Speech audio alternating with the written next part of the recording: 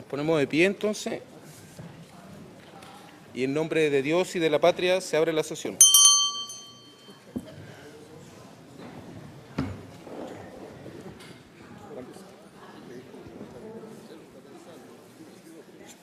¿Esta parte la leo yo?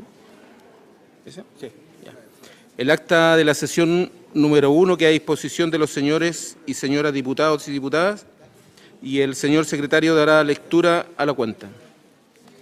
Se ha recibido, señor presidente, excusa del señor ministro de Salud a la presente sesión por estar participando a esa misma hora en una reunión convocada por su excelencia el presidente de la República. Sin perjuicio de lo anterior, solicita recibir a la doctora María Eugenia Wagner, aparte de su equipo, y al abogado Jaime González Casasiano. Y el reemplazo de carácter temporal para esta sesión de don Miguel Ángel Calixto por don Raúl Soto. O sea, Raúl Soto por don Miguel Ángel Calixto. Esa es la cuenta, presidente. ¿Se ofrece entonces la palabra sobre la cuenta, los diputados, diputadas? ¿Algo que decir? ¿No? Y se ofrece también sobre temas varios. ¿Hay alguien que tenga temas varios? Diputado Rocafull. Gracias, presidente. Yo he tenido contacto con una organización de la comunidad indígena mapuche específicamente, también respecto al tema de adopciones. Es una institución que funciona en Temuco. ¿Me escucha, no? ¿Sí? ¿Sí? Ya. Estoy, a ver. ¿Se escucha ahora o no? Sí.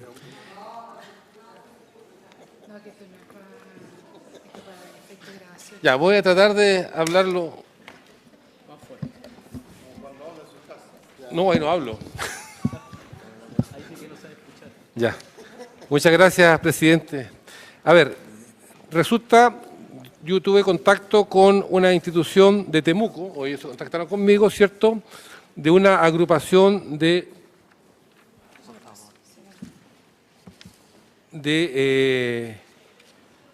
mapuches, de la comunidad indígena mapuche, de la etnia mapuche, ¿cierto?, que fueron adoptados en forma ilegal por familias suecas. Y ellos me han pedido si existe alguna posibilidad, uno de ellos llega esta semana, ¿cierto?, pero se va directo a Temuco, y si pudiéramos en la próxima sesión, a través del sistema de videoconferencia, pudiéramos conversar con él. Ellos pondrían el intérprete, porque bueno, es un hecho que vivió toda su vida en Suecia, por lo tanto, poco habla castellano. Así quería saber, presidente, si existe la posibilidad que en la próxima sesión pudiéramos hacer de la misma manera como lo hicimos la semana pasada, un contacto a través de videoconferencia, para que cuente su relato. ¿Le parece? Sí, mire, tengo que comentarles, la semana pasada ustedes me hicieron mención sobre lo que venía de las siguientes sesiones. Yo hice una especie de cronograma aquí, y justamente la próxima semana nos toca recopilar antecedentes de testimonios de extranjeros. Hay un grupo de Cerdeña, hay un grupo como de 2 países más. Así que lo agregaríamos a ese testimonio. La voy a repartir. ¿A la repartamos? Ya.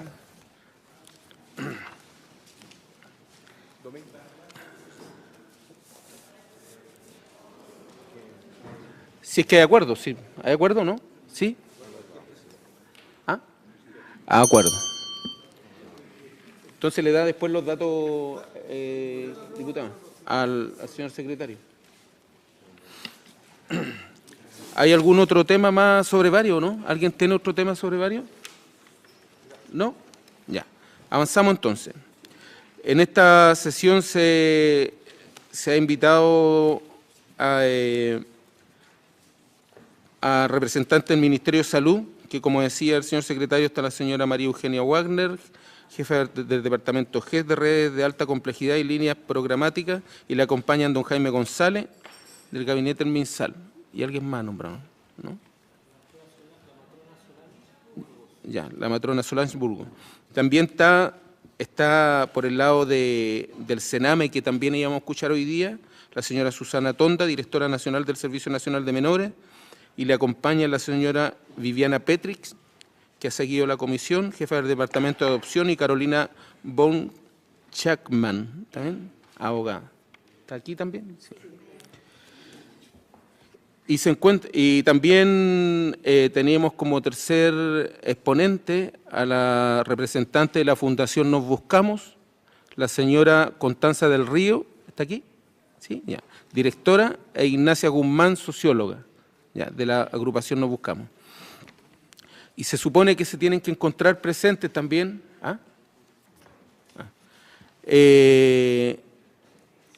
La subsecretaria de redes asistenciales, don Claudio Román, jefe de la División de Gestión y Desarrollo de las Personas. ¿Está o no? No. De Policía de Investigación, el comisario Roberto Gaete y subcomisario Mario Vargas. Están ahí. Que son los que están siguiendo la comisión. Del Servicio de Registro Civil e Identificación, don Víctor Rebolledo, jefe del Departamento de Archivo General. Allá está, bueno, don Víctor.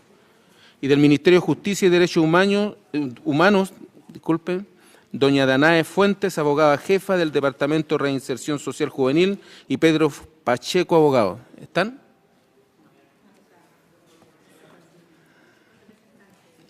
¿Ah? ¿Hay un representante, sí, del...? ¿Dónde está? Ya. Ya. Del Ministerio de Justicia. Ya, muchas gracias.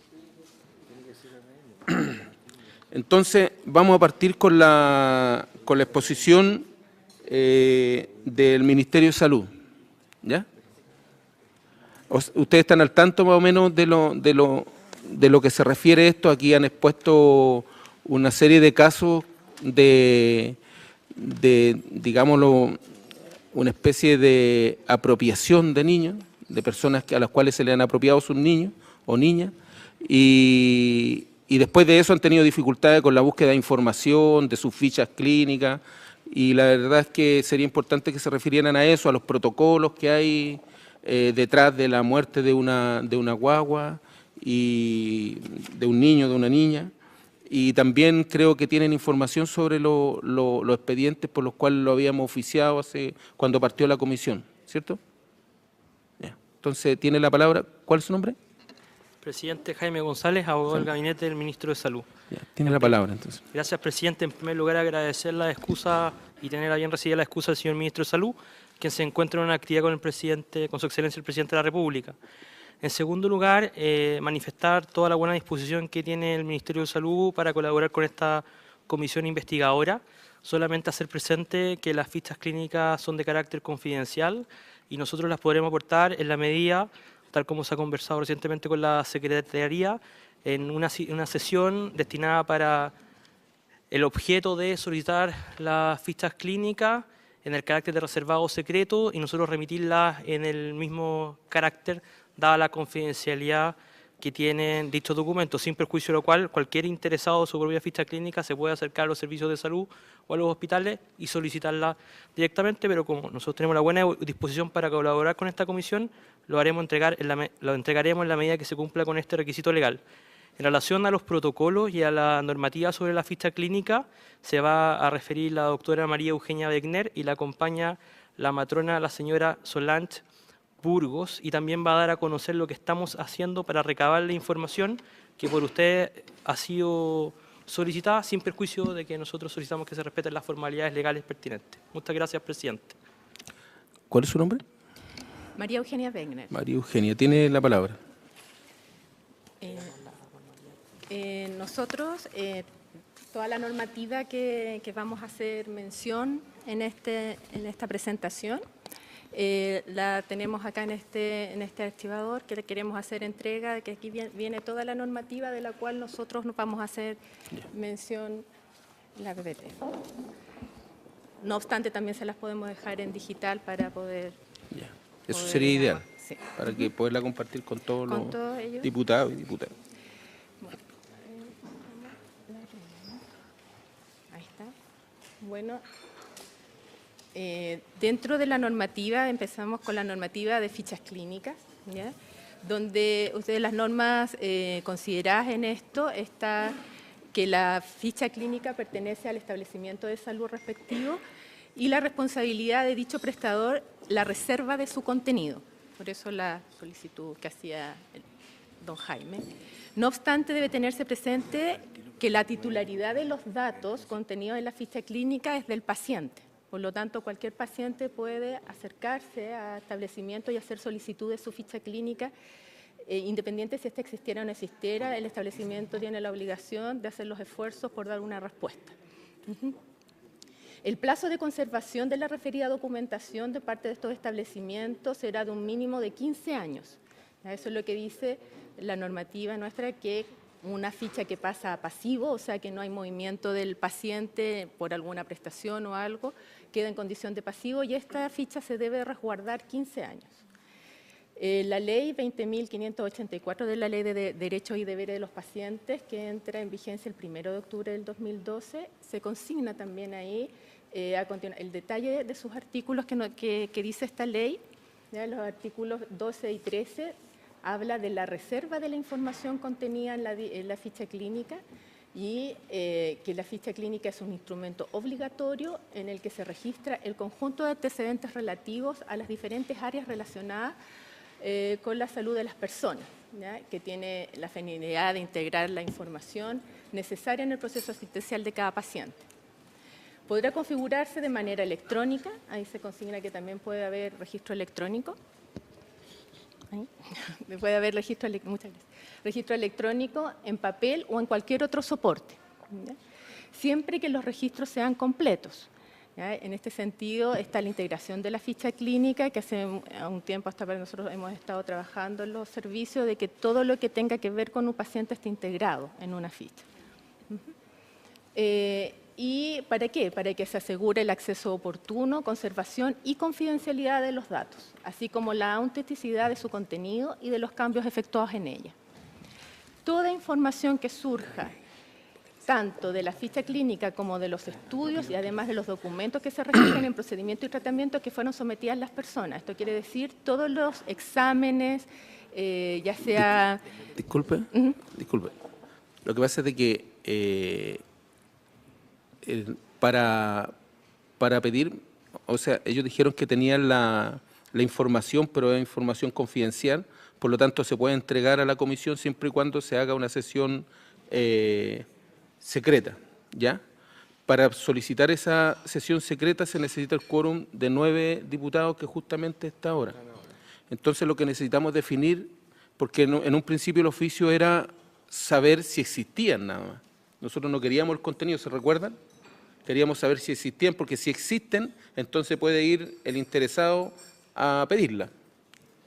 Entonces, nos basta solamente con saber que existen o hacemos parte de una sesión secreta para conocer el contenido de esa ficha.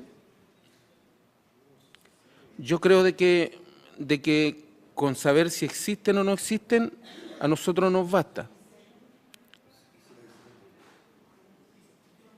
No, porque si existen, entonces la podemos, después la persona interesada la puede solicitar personalmente, ¿cierto?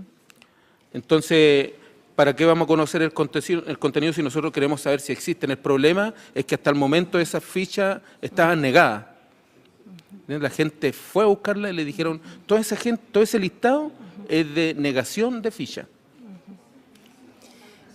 Por lo tanto, a nosotros nos interesa saber si existen o no existen. Por lo tanto, entonces no hacemos sesión secreta. Espera, un momento. El diputado estaba primero, el diputado... En esto es claro, o sea, el plazo son los 15 años. Si son más de 15 años ya no están. Eso.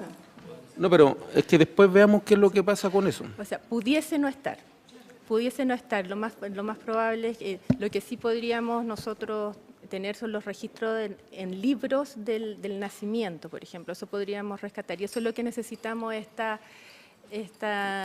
sesión secreta. Exactamente. Pero en todo caso lo que sí podríamos saber, cuál es, si están o no están las fechas que nosotros hemos solicitado. Eso es lo que estoy pidiendo acuerdo, para no pedir quórum de sesión secreta. Diputada. Una nómina de las que estén. Ya, sí. Nómina de las que están. Sí. Entonces quedamos en eso, no vamos a hacer sesión secreta y solamente vamos a pedir nóminas de las que están, ¿ya? O sea, si no está la ficha, por último que esté el registro de que esa ficha fue eliminada. Perfecto. ¿De acuerdo en eso, entonces? Seguimos. Seguimos. Seguimos, acordado. Porque precisamente lo que sigue es que en el artículo 2 de la ley 19.628, en el artículo 13, la ficha clínica permanecerá por un periodo de al menos 15 años en el poder del prestador. Entonces, en el fondo, ese es el periodo que nosotros deberíamos tener. Y quién será responsable de la reserva de su contenido, o sea, tiene que tenerla y en reserva. Un reglamento expedido a través del Ministerio de Salud establecerá la forma y las condiciones bajo las cuales los prestadores almacenarán dicha ficha, ¿ya? Así como las normas necesarias para su administración, adecuada protección y eliminación. Los terceros que no estén directamente relacionados con la atención de salud de la persona no tendrán acceso a la información contenida en la respectiva ficha clínica. Esto significa que es la paciente la que puede hacer, o su representante legal, solicitud de esta ficha. No puede otra persona hacer solicitud de aquella, salvo que por un acto judicial le dé el tema. Y esto tiene que ver con la protección de la confidencialidad de los datos, que están protegidos en la Ley de Derechos y Deberes de los Pacientes. La siguiente. Bueno, eso incluye, como decíamos, que todo el personal de salud administrativo del prestador que no está vinculado a la atención de la persona, o sea, eso, por ejemplo, alguien que no tuvo relación directa con la atención del usuario también no debe ver esa ficha, ¿ya? O sea, solamente la gente que tuvo contacto con la paciente fue tratante de la persona. Ahora, sin perjuicio de lo anterior, la información contenida en la ficha, copia de la misma o parte de ella, será entregada total o parcialmente, y aquí era donde comentábamos, a solicitud expresa de las personas y organismos que se indican a continuación en los casos y formas, condiciones que señala, al titular de la ficha clínica o a su representante legal, o en caso de fallecimiento del titular, a sus herederos. B, a un tercero debidamente autorizado por el titular mediante poder simple otorgado ante notario. C, a los tribunales de justicia, siempre que la información contenida en la ficha clínica se relacione con las causas que estuvieran conociendo. A los fiscales del Ministerio Público y a sus abogados, previa autorización del juez competente, cuando la información se vincule directamente con las investigaciones o defensas que tengan a su cargo. La siguiente.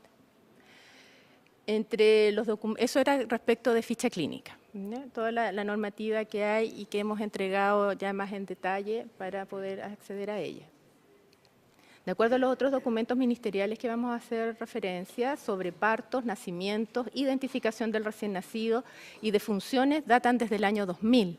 ¿Ya? Desde ahí empezamos a hacer normativas ministeriales para aquello, teniendo como base el Reglamento del Registro Civil de Identificación, promulgado en el año 1930, con la última modificación del año 1993. De este marco se desprenden los diversos documentos que tenemos para regulación de aquello. La siguiente.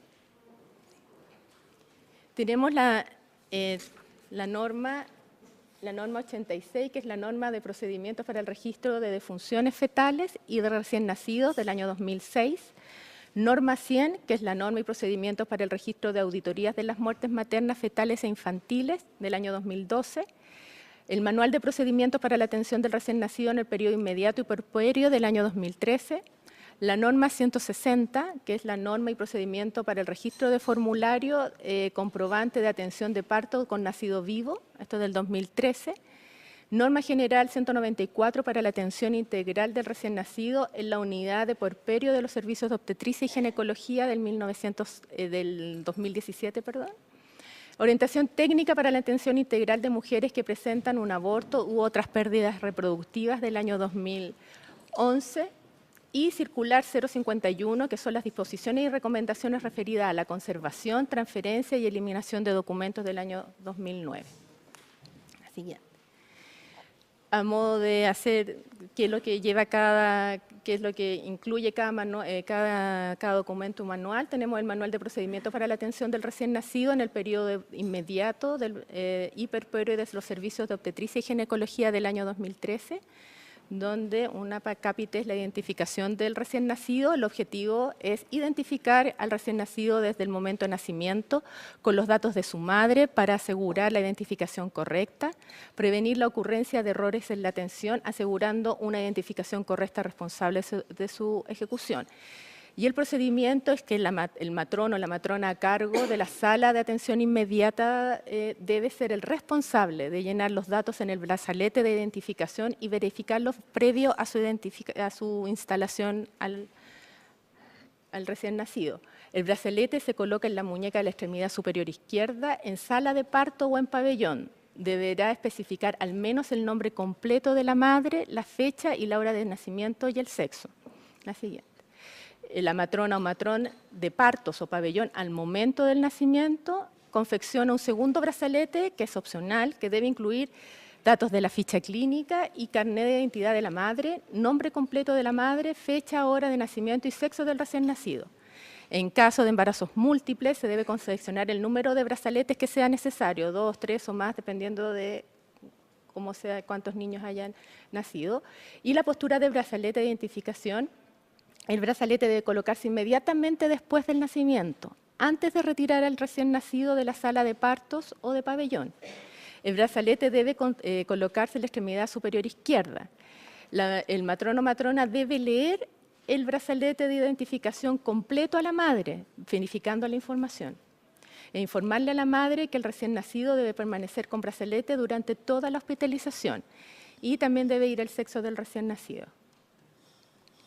El contenido del brazalete debe llevar los siguientes datos: el nombre completo de la madre, los 2 nombres y los 2 apellidos, la fecha y hora de nacimiento.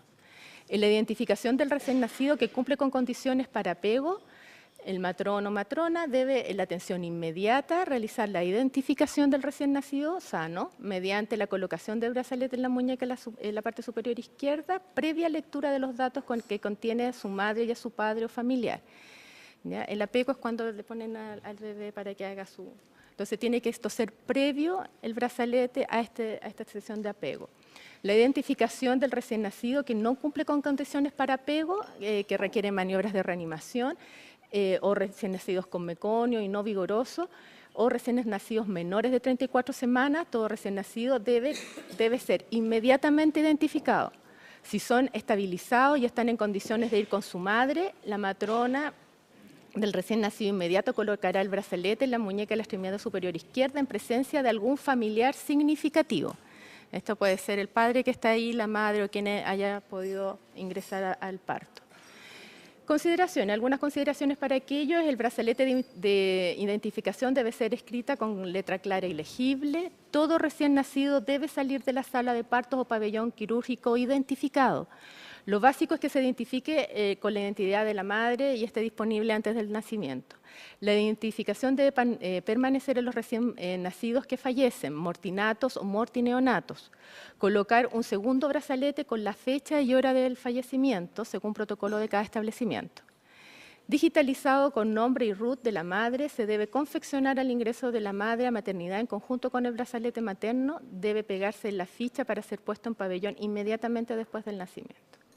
En caso de deterioro, ilegibilidad, ruptura de este brazalete, debe ser reemplazado en el mismo instante de la contratación por uno nuevo que cumpla con todos los requisitos que ya se mencionaron. Al trasladar un mortineonato a anatomía patológica, debe verificar que lleve el brazalete de identificación. Antes de salir de la sala de atención inmediata, se verificará que ambos brazaletes, la identidad, que no salgan con facilidad y que se registrará la actividad en la ficha del recién nacido. Si el brazalete plástico o informatizado, que se puede retirar fácilmente de la extremidad, debe cambiarse y colocarse correctamente. Si el brazalete plástico se sale, deberá colocarse uno nuevo sin cambio del registro del papel original. La siguiente.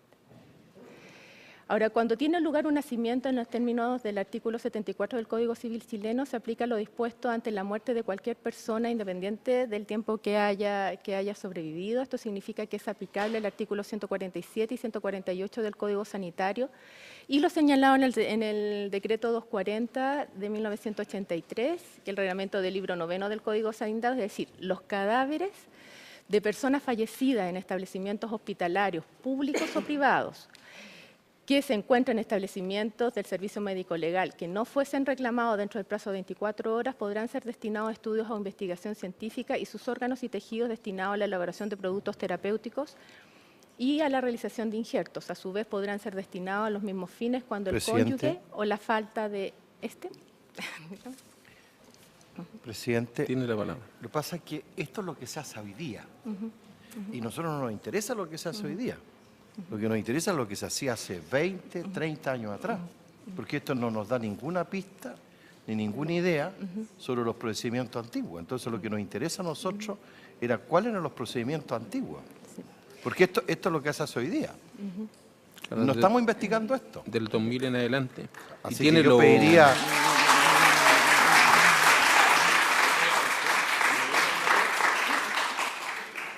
Disculpa, ¿lo que viene tiene que ver todo con lo que se hace ahora más para adelante? ¿O- Sí, por eso nosotros al principio pusimos desde cuándo está la normativa, y la normativa efectivamente está muy posterior digamos, a los hechos que se están investigando. Desde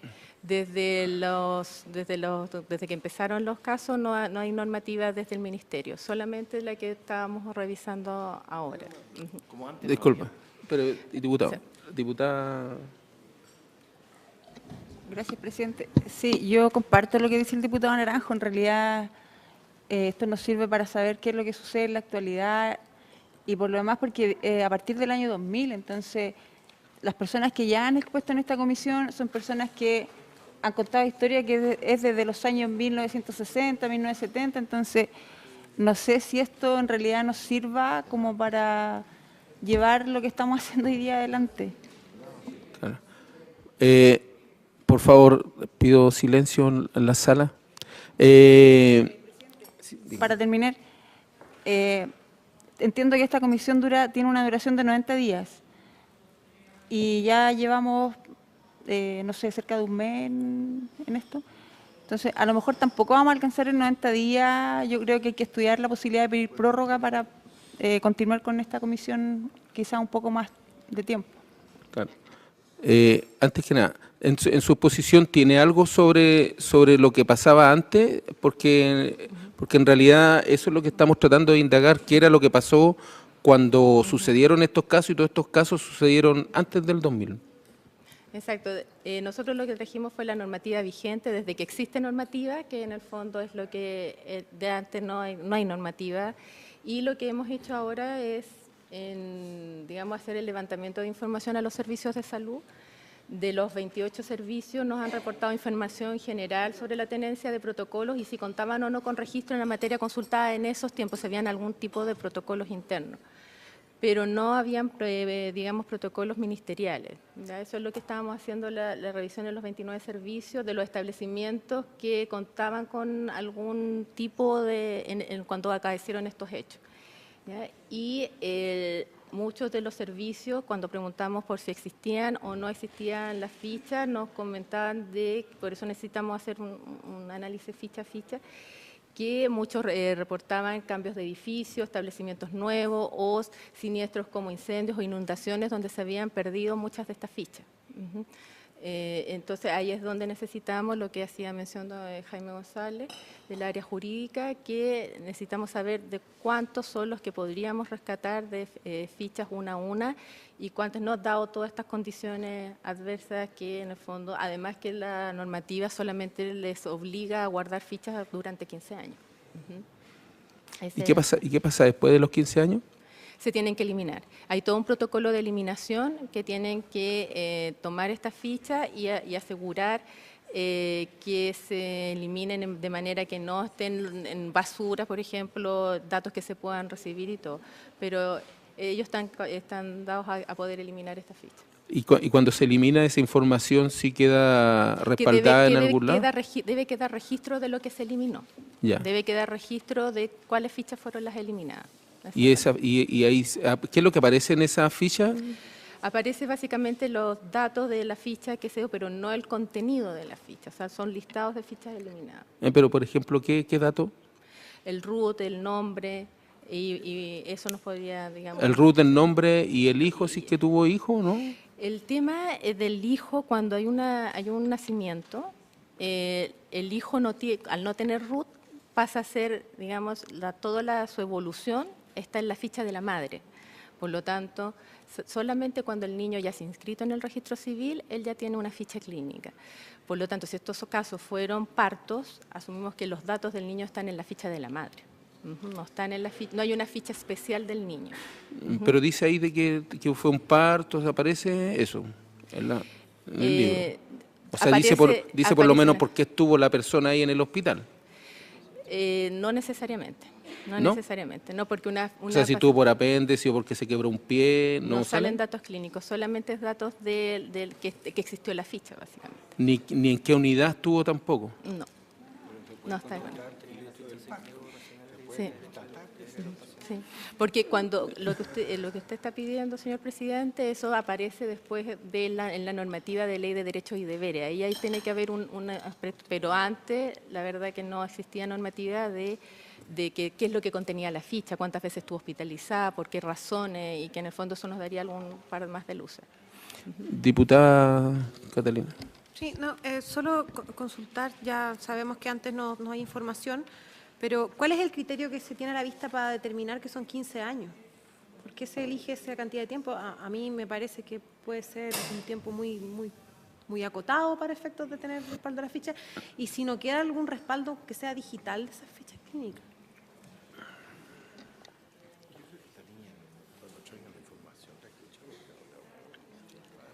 Diputado. Gracias, presidente. A ver, yo estaba esperando que concluyeran la exposición, pero el diputado Naranjo... No, me parece bien, está bien, diputado, yo no le discuto lo contrario, está bien. Yo pensé que iba a haber otra cosa que pudiera contarnos. Pero ¿sabe qué? Presidente, hay dos cosas. Una tiene que ver con que esto que no queda ningún rastro más que el nombre y el número de carnet, o sea, el nombre y el número de carnet o el número del RUT. Pero llama la atención, entonces...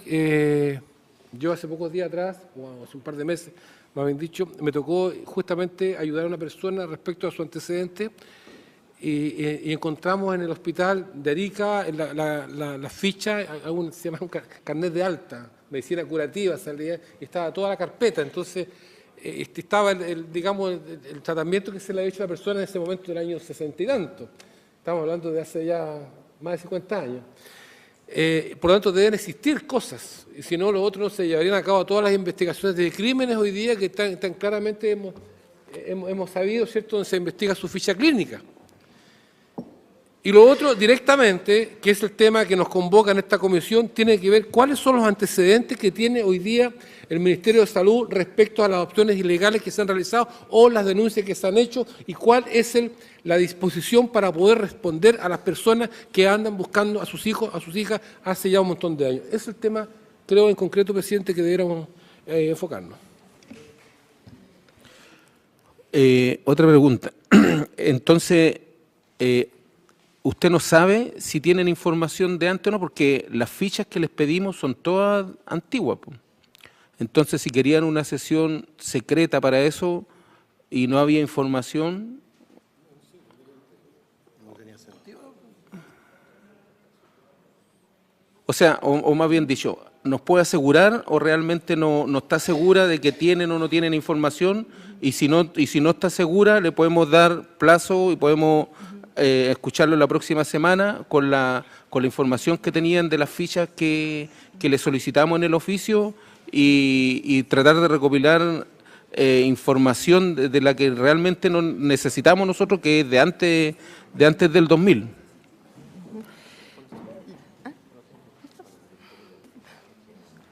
Señor presidente, la disposición del Ministerio de Salud de colaborar con los antecedentes que sean necesarios está. Al respecto a la información del plazo de 15 años respecto al cual pregunta la diputada, yo estuve presente en la discusión sobre la ley sobre derechos y deberes de los pacientes, y ese es el plazo que establece la ley.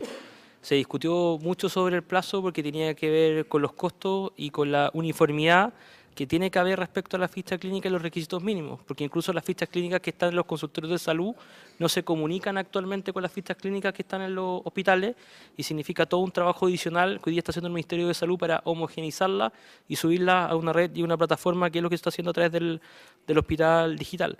Y respecto a la información que ustedes requirieron, donde los pacientes no tienen información, nosotros ya les solicitamos, pese a que la información es confidencial y secreta, a los servicios de salud esta información, y la única información que tenemos hasta el día de hoy es que existe en algunos registros de algunos libros, registro de los partos, y nosotros podríamos entregarla, no sé si en el transcurso de la próxima semana, pero más tarde la subsiguiente, pero sí requerimos que se nos solicite a través de una comisión declarada secreta. Nosotros ya en el transcurso de la próxima semana les podremos informar a través de la Secretaría de la Comisión qué información tenemos para que ustedes tengan a bien en solicitarla, y la disposición es absoluta en ese sentido.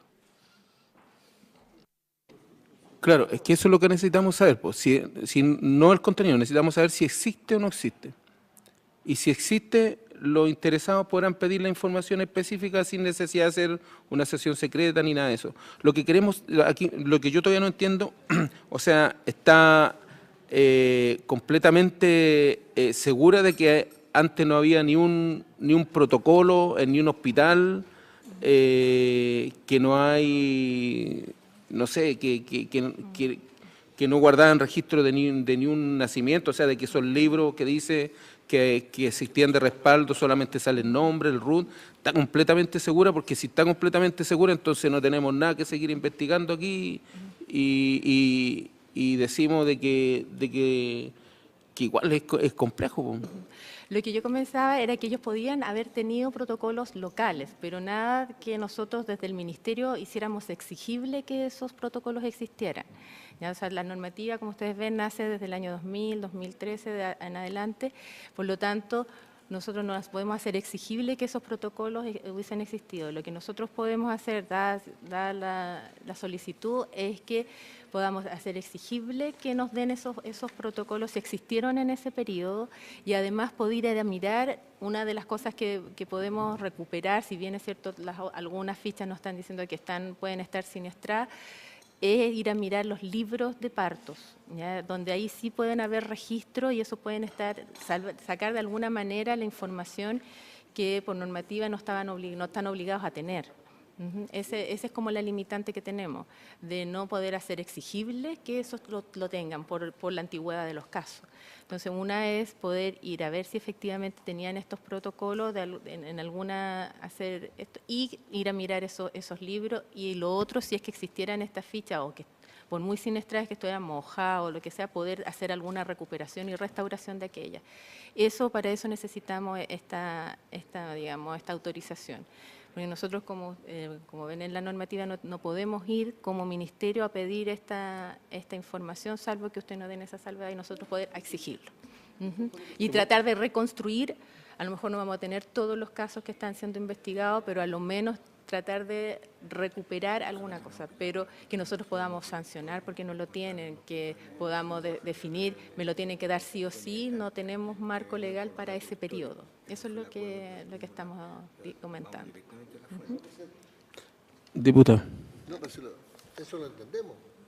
Yo creo que la comisión lo que tiene que hacer, lo que ya acordamos, que todos los casos que nosotros tenemos aquí, pedirle a ellos que se nos informen, los que tienen más de 15 años, se nos informen si hay algún antecedente o no hay antecedentes. Si eso no se lo podemos exigir. Si eso Gracias, presidente. Ya. Diputado. Rocafort. Presidente, esta es una comisión investigadora y por lo tanto nosotros tenemos que buscar en qué partes podemos encontrar antecedentes.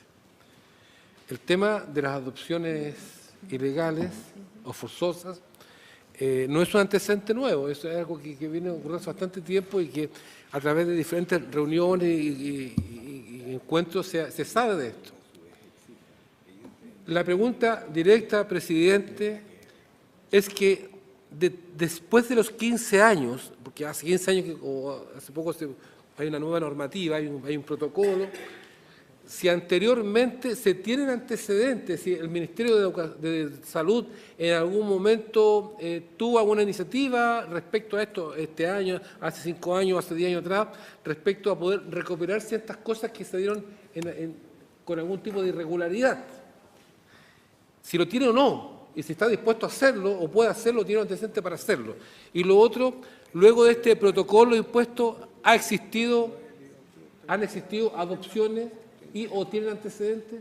Yo creo que en eso deberíamos clarificar, porque si los vamos a citar de nuevo para que nos entreguen la misma información, y si no tienen antecedentes que nos pueden entregar, entonces digamos las cosas como son, o sea, ya o que certifique claramente el Ministerio de Salud, ¿sabe qué? Nosotros no tenemos ningún antecedente respecto a esto.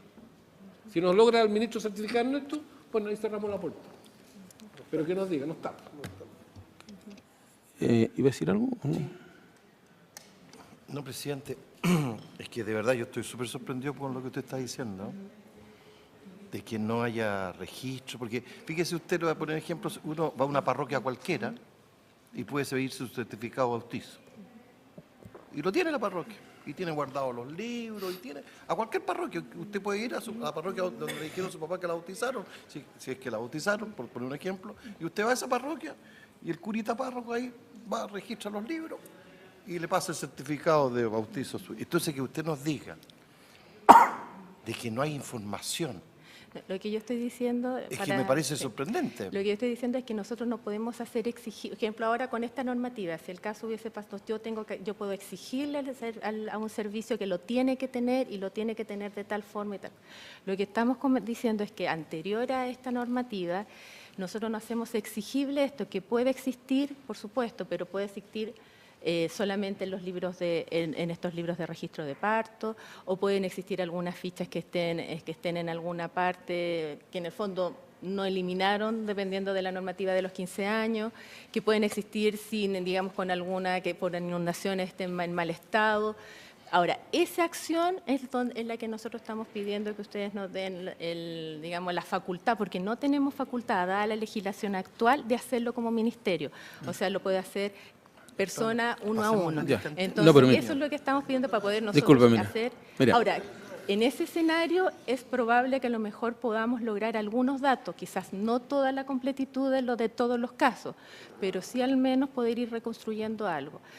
Claramente los datos de un parto, de una ficha con su evolución, a lo mejor no la vamos a lograr, pero sí al menos ir a meternos en eso, a esos registros, a estos libros de registros de parto, por ejemplo. Ahí es donde podemos a lo mejor lograr algún registro, que va a decir que el recién nacido de la madre, digamos, que nació y estuvo. Eso al menos poder recuperar eso. O recuperar parte de algunas de las fichas y... Como insisto, en la normativa vigente nosotros no tenemos esa atribución y eso es lo que queremos que en el fondo nos... Disculpe, pero usted, lo que pasa es de que tenemos que clarificar algo. Nosotros no queremos el contenido de la ficha. Queremos saber si existió. Queremos saber si existe o no existe. Entonces, para eso les propongo lo siguiente. Primero que nada, quiero pedirle acuerdo para solicitar extender la comisión 30 días más. Porque si le vamos a dar plazo para buscar esta información, se nos va a alargar porque quedan, si ustedes ven el calendario, nos quedan como 4 sesiones, ¿no? Entonces quiero pedir acuerdo para ampliar 30 días más y así darles más tiempo para que busquen la información. ¿Les parece, diputado? ¿Sí? ¿Acuerdo? Ya, primer acuerdo, solicitar ampliar 30 días más. Segundo acuerdo, disculpen. Darle más tiempo, no sé, una semana, 2, lo que determinemos aquí, para ver qué fichas existen. No necesitamos el contenido. O sea, porque nosotros no podemos dar esas atribuciones que según la ley se las dan los tribunales y todo eso, no dicen ni un lado ahí la Cámara de Diputados. Pero yo creo que el que dirige el ministerio tiene la atribución de preguntarle a su subordinado, oye, ¿tienes tal registro, sí o no? Nada más. ¿Sí o no?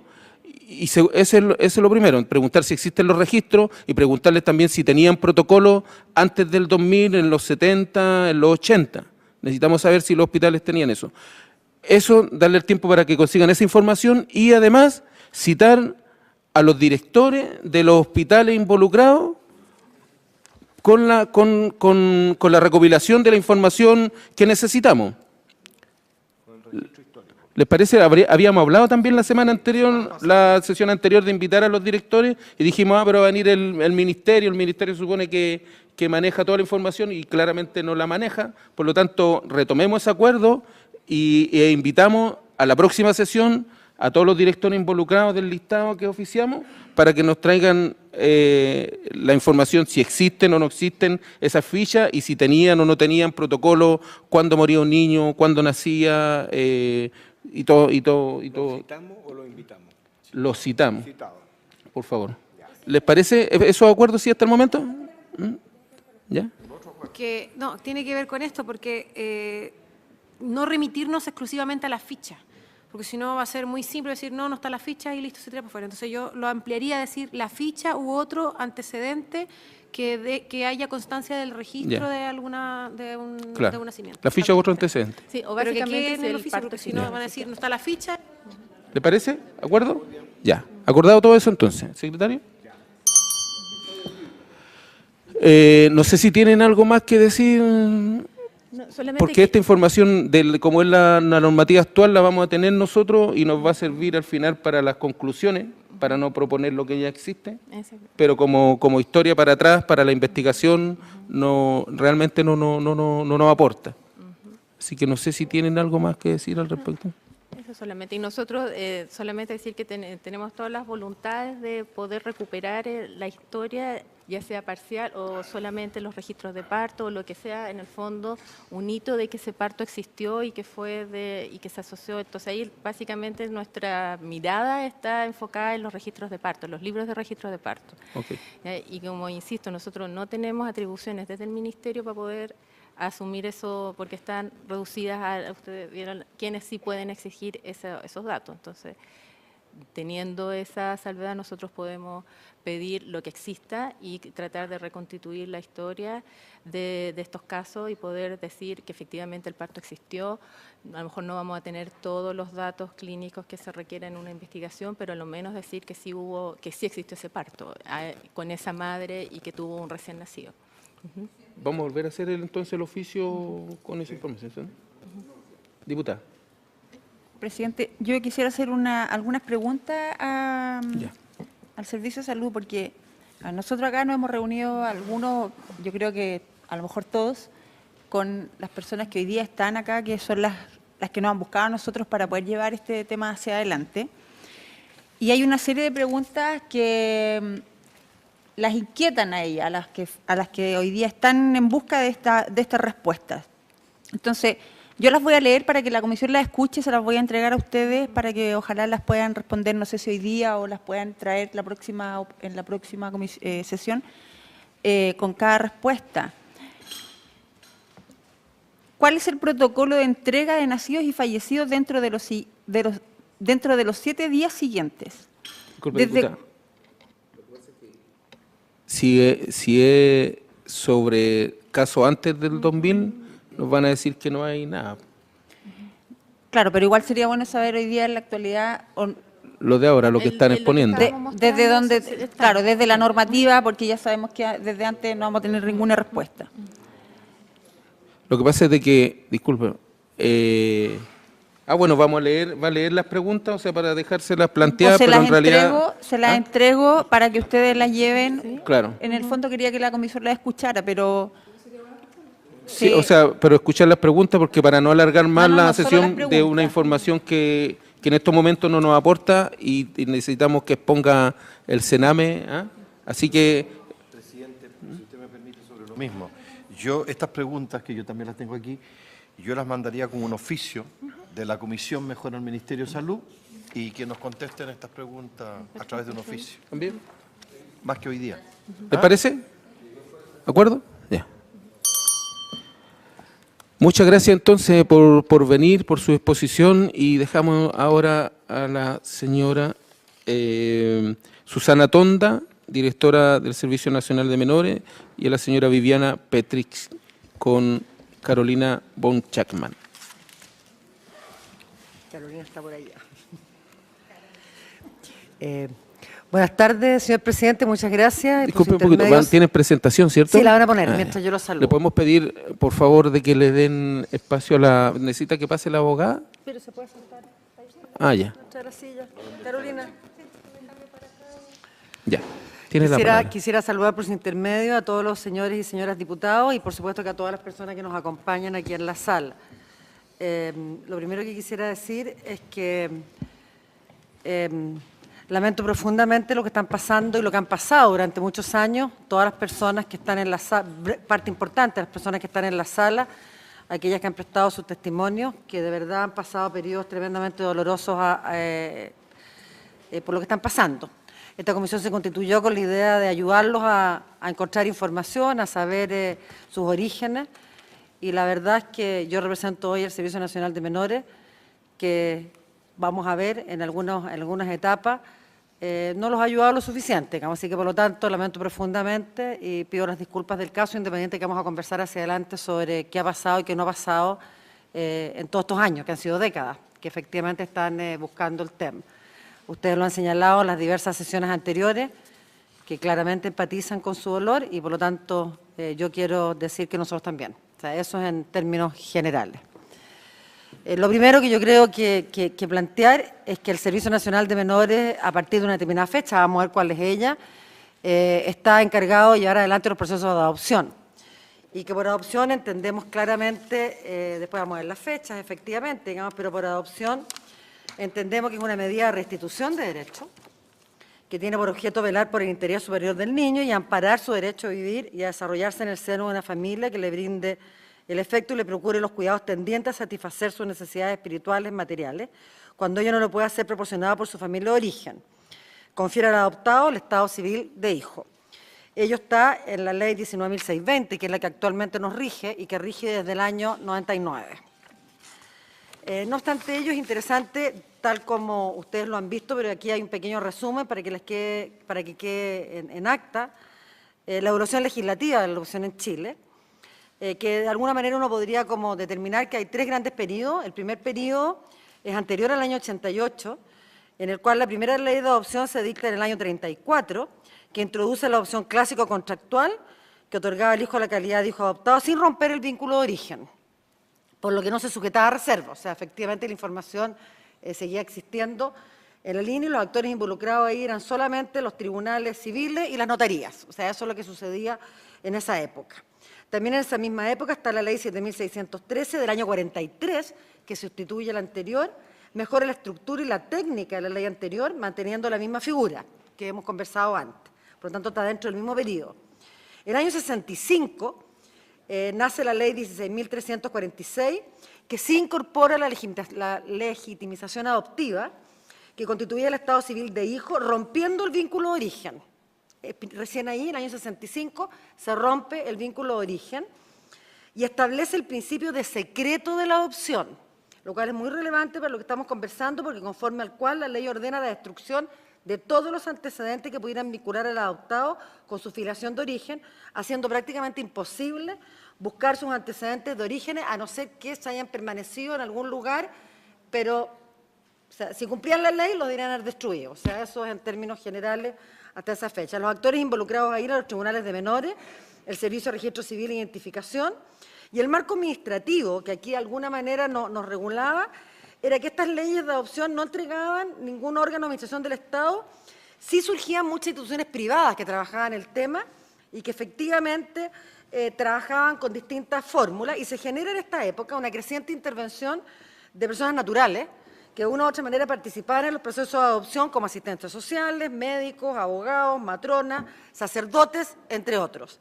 Este es el periodo en el cual es investigado mayoritariamente por el ministro Carroza, y es el periodo que efectivamente es conocido normalmente, no es el único periodo, pero mayoritariamente con adopciones irregulares, que estamos hablando que son antes del año 88.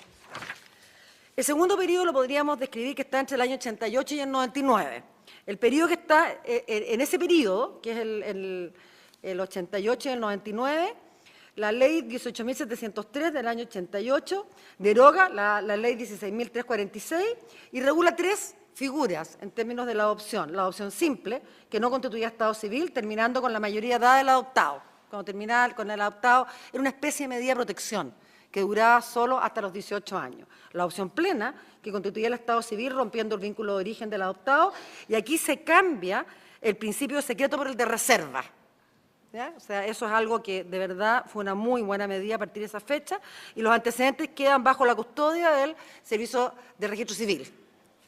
Se inician las primeras acciones de búsqueda de orígenes a partir de ello. Ahí estamos hablando y vamos a decir a partir de qué año. También se regula aquí el procedimiento de salida al país de niños y niñas con fines de adopción, recién, ese año. La adopción se constituía en el extranjero, sustituyendo en Chile la identidad de origen. O sea, el niño no salía adoptado de Chile, sino que se adoptaba en el extranjero. Mientras no sea reconocida por el Estado, solo se entregaba al cónsul chileno la función de velar porque la adopción se realizara debiendo remitir copia. Por lo tanto, ahí es donde, a través de la Cancillería, los consulados, hay un número limitado, poco mayor a 500, como ustedes lo vieron en alguna de las sesiones anteriores, en el cual se informó que el niño había sido adoptado en el extranjero. Pero hay un número enorme de niños que efectivamente se constituyó la adopción en el extranjero y nosotros nunca supimos, y por lo tanto esos niños mantienen doble identidad. O sea, en Chile son chilenos, y existen, y en el extranjero tienen otra identidad. Entonces no hay una sola identidad de esos niños, lo cual es un problema gravísimo para ellos. Aquí por primera vez se tipifican delitos vinculados a la adopción, como la revelación de antecedentes reservados y la obtención fraudulenta de entrega de niños con fines de adopción. Aquí ya empiezan a haber otros actores involucrados. Aquí claramente están los tribunales de menores, está efectivamente aquí el CENAME, con algunos roles y funciones, el Servicio de Registro Civil, el Ministerio de Relaciones Exteriores, a través de los consulados, y también se mantiene, por supuesto, la participación de la sociedad civil y de personas naturales, al igual que el periodo anterior, pero con mayor regulación. Antiguamente no había ninguna regulación. La ley 7.613 del 43 se sigue vigente porque permite la adopción de mayores de edad. Entonces, solo para esos efectos se mantiene esa ley vigente. El año 90, Chile ratifica la Convención de los Derechos del Niño, que está ahí, y el marco administrativo. Aquí claramente también tenemos que tener un tema que es relevante, que la ley 18.703 contempla la intervención del CENAME limitada solo al procedimiento de salida del país con fines de adopción. El servicio en esa época debía recibir los interesados las solicitudes de salida del país de estos niños con fines de adopción extranjera y remitirlas al tribunal competente. En el año 90, dada la realidad que vivía el país en materia de adopción, el CENAME empieza a realizar algunas acciones. De hecho, asume la administración de la Casa Nacional del Niño, que antiguamente no era de una fundación, digamos, o sea, era de organismos privados. Crea la Unidad de Adopción Nacional para cumplir funciones que la ley le otorga para las adopciones, la salida de los niños del país, y se implementa un programa de fomento de la adopción nacional, creando unidades de adopción en algunas regiones, que parten en la quinta, en la octava y en la metropolitana, que eran las más grandes. La unidad de adopción de la Dirección Nacional, el CENAME está constituido por una Dirección Nacional y unidades regionales. Las unidades regionales la Unidad de Adopción Nacional, por iniciativa propia, comienza a ingresar cierta información manualmente en libros de ingreso, a partir recién en la década del 90. Antes no existía. En la Casa Nacional existían algunos registros. Es importante tener algunos libros, llamémosle libros históricos de la línea. Y porque legal no había obligación, pero hay registros en algunos casos. El año 95 se inician acciones de búsqueda de origen de personas de origen chileno adoptadas en el extranjero. Importante señalar que todo lo que nosotros tenemos del año 88 al 99, que la información puede ser parcial, que en algunos casos se incendiaron, que en otros casos se mojaron, tal como lo planteaban antes, pero todo lo que existe hoy día se está digitalizando, del año 88 al 99. El ministro Carroza tiene toda esta información y nosotros también la estamos digitalizando para mayor facilidad hacia adelante. Y los libros que están en la Casa Nacional del la Casa Nacional del Niño, también los tiene el ministro Carroza, y eso efectivamente creemos que son menos los que hay, pero hay algo, y de hecho hay cierta información en relación a ello, que son libros, por supuesto, que manuales. Obviamente que información sistematizada, digitalizada, no hay, pero hay algo, ¿ya? Y eso es lo que efectivamente se trabaja. A partir del año 95, por solicitudes y por inquietudes de algunos organismos internacionales, se inician algunas acciones puntuales de búsqueda de origen, pero no hay programa todavía, sino que yo diría que algunas acciones puntuales en función de ello. El tercer periodo, que lo podríamos plantear, que es el periodo del año 99 a la fecha, por supuesto que están enmarcados con la ley 19.620 y su reglamento, que está aprobado en el año 99, que nos rige actualmente, consagra un modelo único de adopción constitutiva de afiliación. O sea, definitivamente aquí sí se distingue si es nacional, dice que es nacional cuando son personas, los adoptantes, personas residentes en Chile, e internacional por matrimonios residentes en el extranjero, y esta última se constituye en Chile antes que el niño sale, recién a partir del año 2000, se podría decir, porque es a fines del 99 que se publica la ley. Contempla dos procedimientos específicos, uno previo a la adopción, destinados a declarar la susceptibilidad de adopción, y otro, el de adopción propiamente tal, que es el que de alguna manera ustedes ya conocen y han estado más familiarizados últimamente. Aquí hay una obligación del Sename de llevar registros nacionales de los niños susceptibles de ser adoptados y de todos los potenciales adoptantes, o sea, efectivamente todas aquellas personas que han pasado el proceso y tienen calidad de posibles adoptantes. Que ustedes han escuchado que a la fecha hay aproximadamente 100 niños susceptibles de adopción y 600 posibles adoptantes, o sea, que efectivamente hay hoy día una cantidad importante de adoptantes en Chile que quieren adoptar niños. Se crea el programa de adopción como programa con lineamientos técnicos que solo puede ser ejecutado por Sename y por organismos colaboradores acreditados por el Sename. O sea, ya no pueden tramitar esto organismos que no estén oficialmente acreditados. Y se establece entre los requisitos para adoptar la acreditación de idoneidad de los adoptantes por programas de adopción. O sea, tienen que pasar por un proceso de evaluación y acreditación para poder ser adoptante y estar registrado en la base de adoptantes. Aquí se faculta al Sename para intervenir en materia de búsqueda de origen. Se faculta al Sename, y aquí es importante tenerlo presente, que lo que se faculta dice que el Sename puede apoyar a aquellas personas, ahora está tramitándose en el Congreso una modificación a la ley de adopción que está cambiando porque debe apoyar, pero todavía hasta el día de hoy puede apoyar, o sea, es una facultad de apoyar y asesorar en el proceso, o sea, en el fondo es, entre comillas, ayudar, porque la información no la tiene el Sename, la información la tienen los tribunales o el Servicio de Registro Civil. Por lo tanto, el Sename puede ayudar a que ello suceda, a buscar los orígenes de las personas. Se mantiene claramente en esta ley el principio de reserva de adopción, ampliando el acceso al adoptado al expediente completo de adopción previo resolución judicial. O sea, quien solicita el abrir el expediente y entregarlo es el tribunal, ¿ya? Efectivamente el tribunal de familia.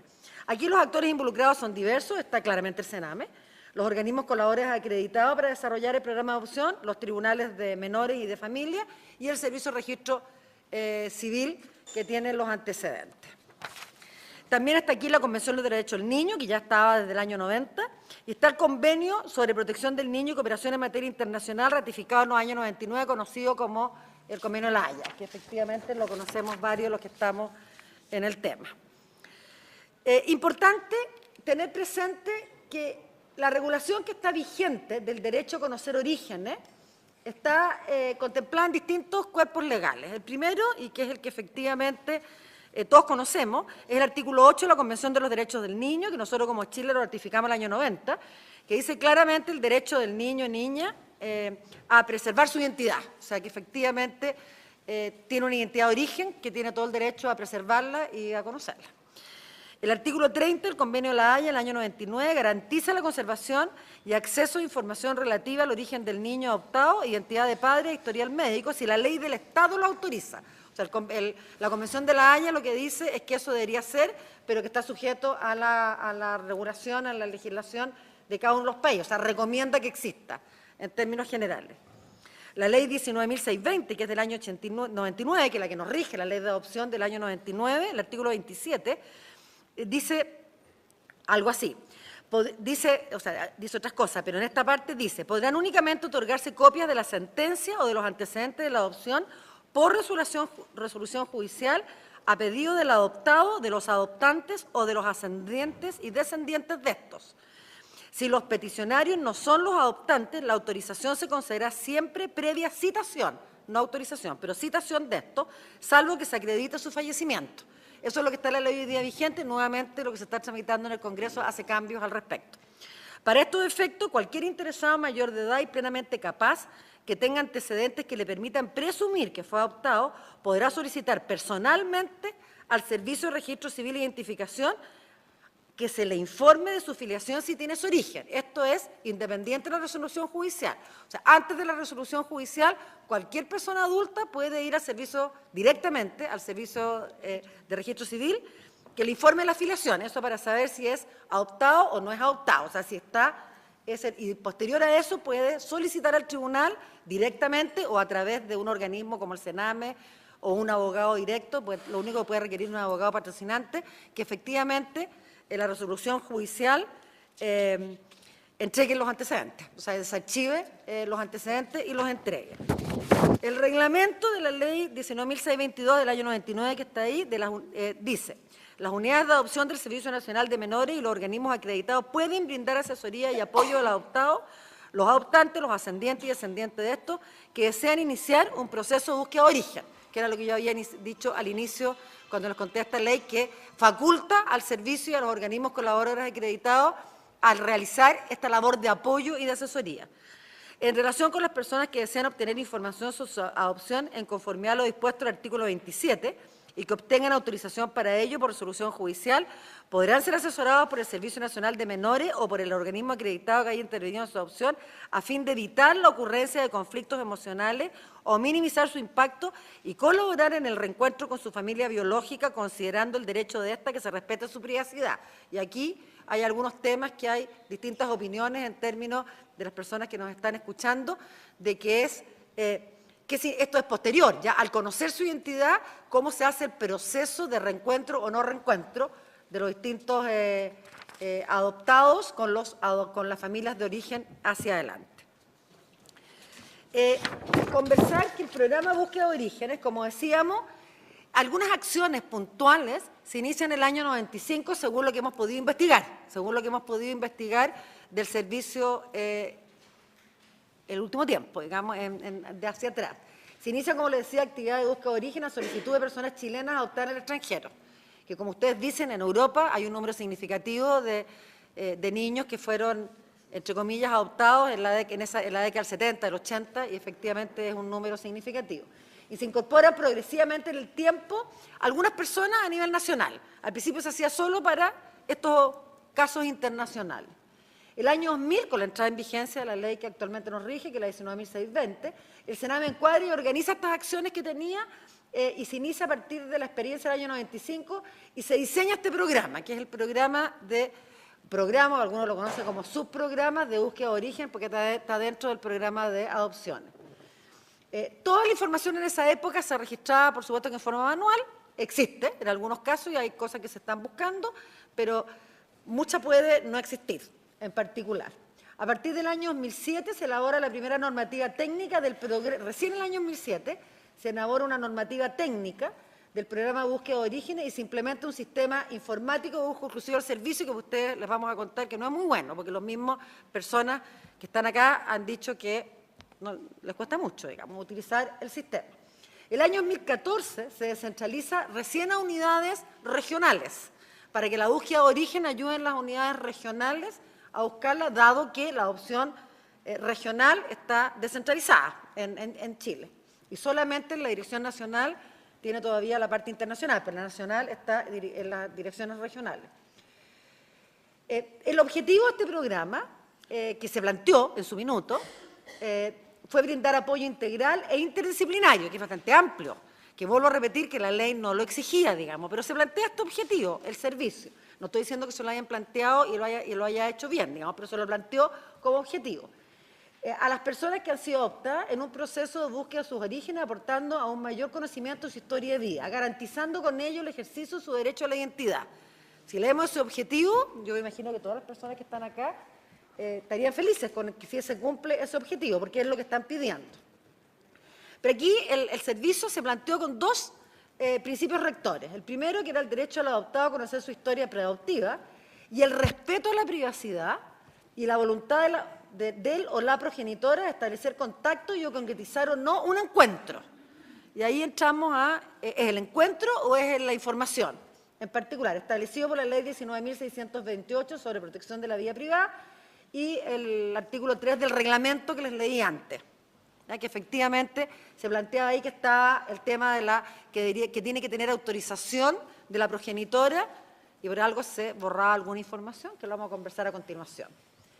El flujograma del programa de búsqueda de orígenes que debería estar vigente hoy día, que efectivamente la normativa técnica que está vigente hoy día es de enero del 2018, tiene este proceso en particular. que ahí está un poquito chico, pero yo se los voy a leer en algunas líneas, porque igual lo van a tener impreso al término de la sesión. La primera parte que está ahí es la inscripción. Perdón, no, si no lo alcanzan a ver, yo les voy a contar no en términos generales, pero se lo podríamos pasar, se lo podríamos ir pasando. ¿Puede pasar? Ya, por favor. Está la inscripción, que tal como se planteó acá, es en un sistema computacional. Después viene el mail de bienvenida. Después viene la ficha motivacional, que hemos tenido algunas críticas en relación a la ficha motivacional, que se le pregunta a la persona interesada por qué quiere conocer su identidad. Después viene el tiempo de la derivación del caso, que es efectivamente que el interesado, si es en la dirección nacional o es en las direcciones regionales. Después viene la solicitud de la calidad afiliativa que la hace el servicio al registro civil, que efectivamente la puede hacer el servicio, pero también la puede hacer directamente el interesado. La hacemos nosotros en particular. Si efectivamente la calidad de afiliación es adoptiva, se continúa con el proceso. Si no es adoptiva, nosotros en este minuto lo derivamos por supuesto que se le informa a la persona y se deriva al ministro Carroza, porque cuando no es adoptiva, inmediatamente salta que aquí hay algo, o está equivocado el solicitante, o definitivamente hay algo especial dentro de lo que se tiene que investigar. Y estamos coordinadísimos con el ministro Carroza en esa línea. Si la calidad afiliativa no es adoptiva, se continúa con el proceso. Y ahí se le apoya al solicitante con un abogado del servicio a ir a los tribunales a solicitar el desarchivo del expediente. Todo esto, si uno mira en el papel, pero voy a continuar al final, porque todo esto, si todos los plazos se dieran, estamos diciendo que debería suceder en máximo 200 días, cosa que en la práctica no se da. Ya ustedes mismos lo vieron en el, ¿cómo se llama? En los testimonios que no se ha dado en particular. Si el tema funciona, tiene 60 días el tribunal, 15 días debería demorar el que se solicite al tribunal el desarchivo del expediente y el tribunal debería demorar aproximadamente 60 días. Si efectivamente se desarchiva el expediente, el tribunal entrega una fotocopia de ese expediente y ese expediente es trabajado y leído también desde Sename con los interesados, pero también aquí tenemos que tener presente que uno tendría que pensar hacia futuro cómo hacerlo, porque el expediente es del interesado, no es del Sename, digamos. O sea, es un expediente que se desarchiva y le pertenece a la persona que lo está solicitando. No obstante ello, nuevamente el servicio podría asesorar cómo continuar, pero ese expediente hoy se lee y se entrega con ciertas informaciones tarjadas, digamos. Antiguamente con plumón, que tal como dicen algunas personas se lee a contraluz, y ahora de alguna manera, pero en realidad el expediente es discutible a quién le pertenece, digamos, el expediente en particular. Y ahí se inicia el proceso de búsqueda de la familia biológica, con visitas domiciliarias, con preparación de la familia, qué pasa si hay situaciones particulares, si la persona no quiere, si la persona está fallecida, que es la progenitora, etcétera, y hay distintos elementos que pueden ir sucediendo en uno o en otro caso. Y ahí después nuevamente plantearlo. Yo voy a contestarlos pues por una solicitud particular que hicieron la corporación, digamos, que criticaban el tema.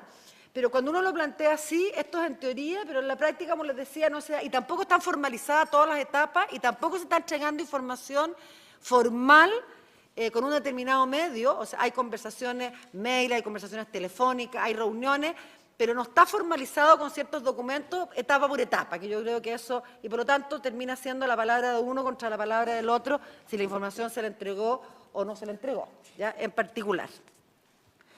Si nosotros vemos el programa de búsqueda de orígenes del año 2010 al 2018, aunque en la constitución, para menos que tengamos, que es cuando se empieza a trabajar este tema, hay 2.206 solicitudes de búsqueda de origen que están registradas por nosotros. Esperamos que sean todas.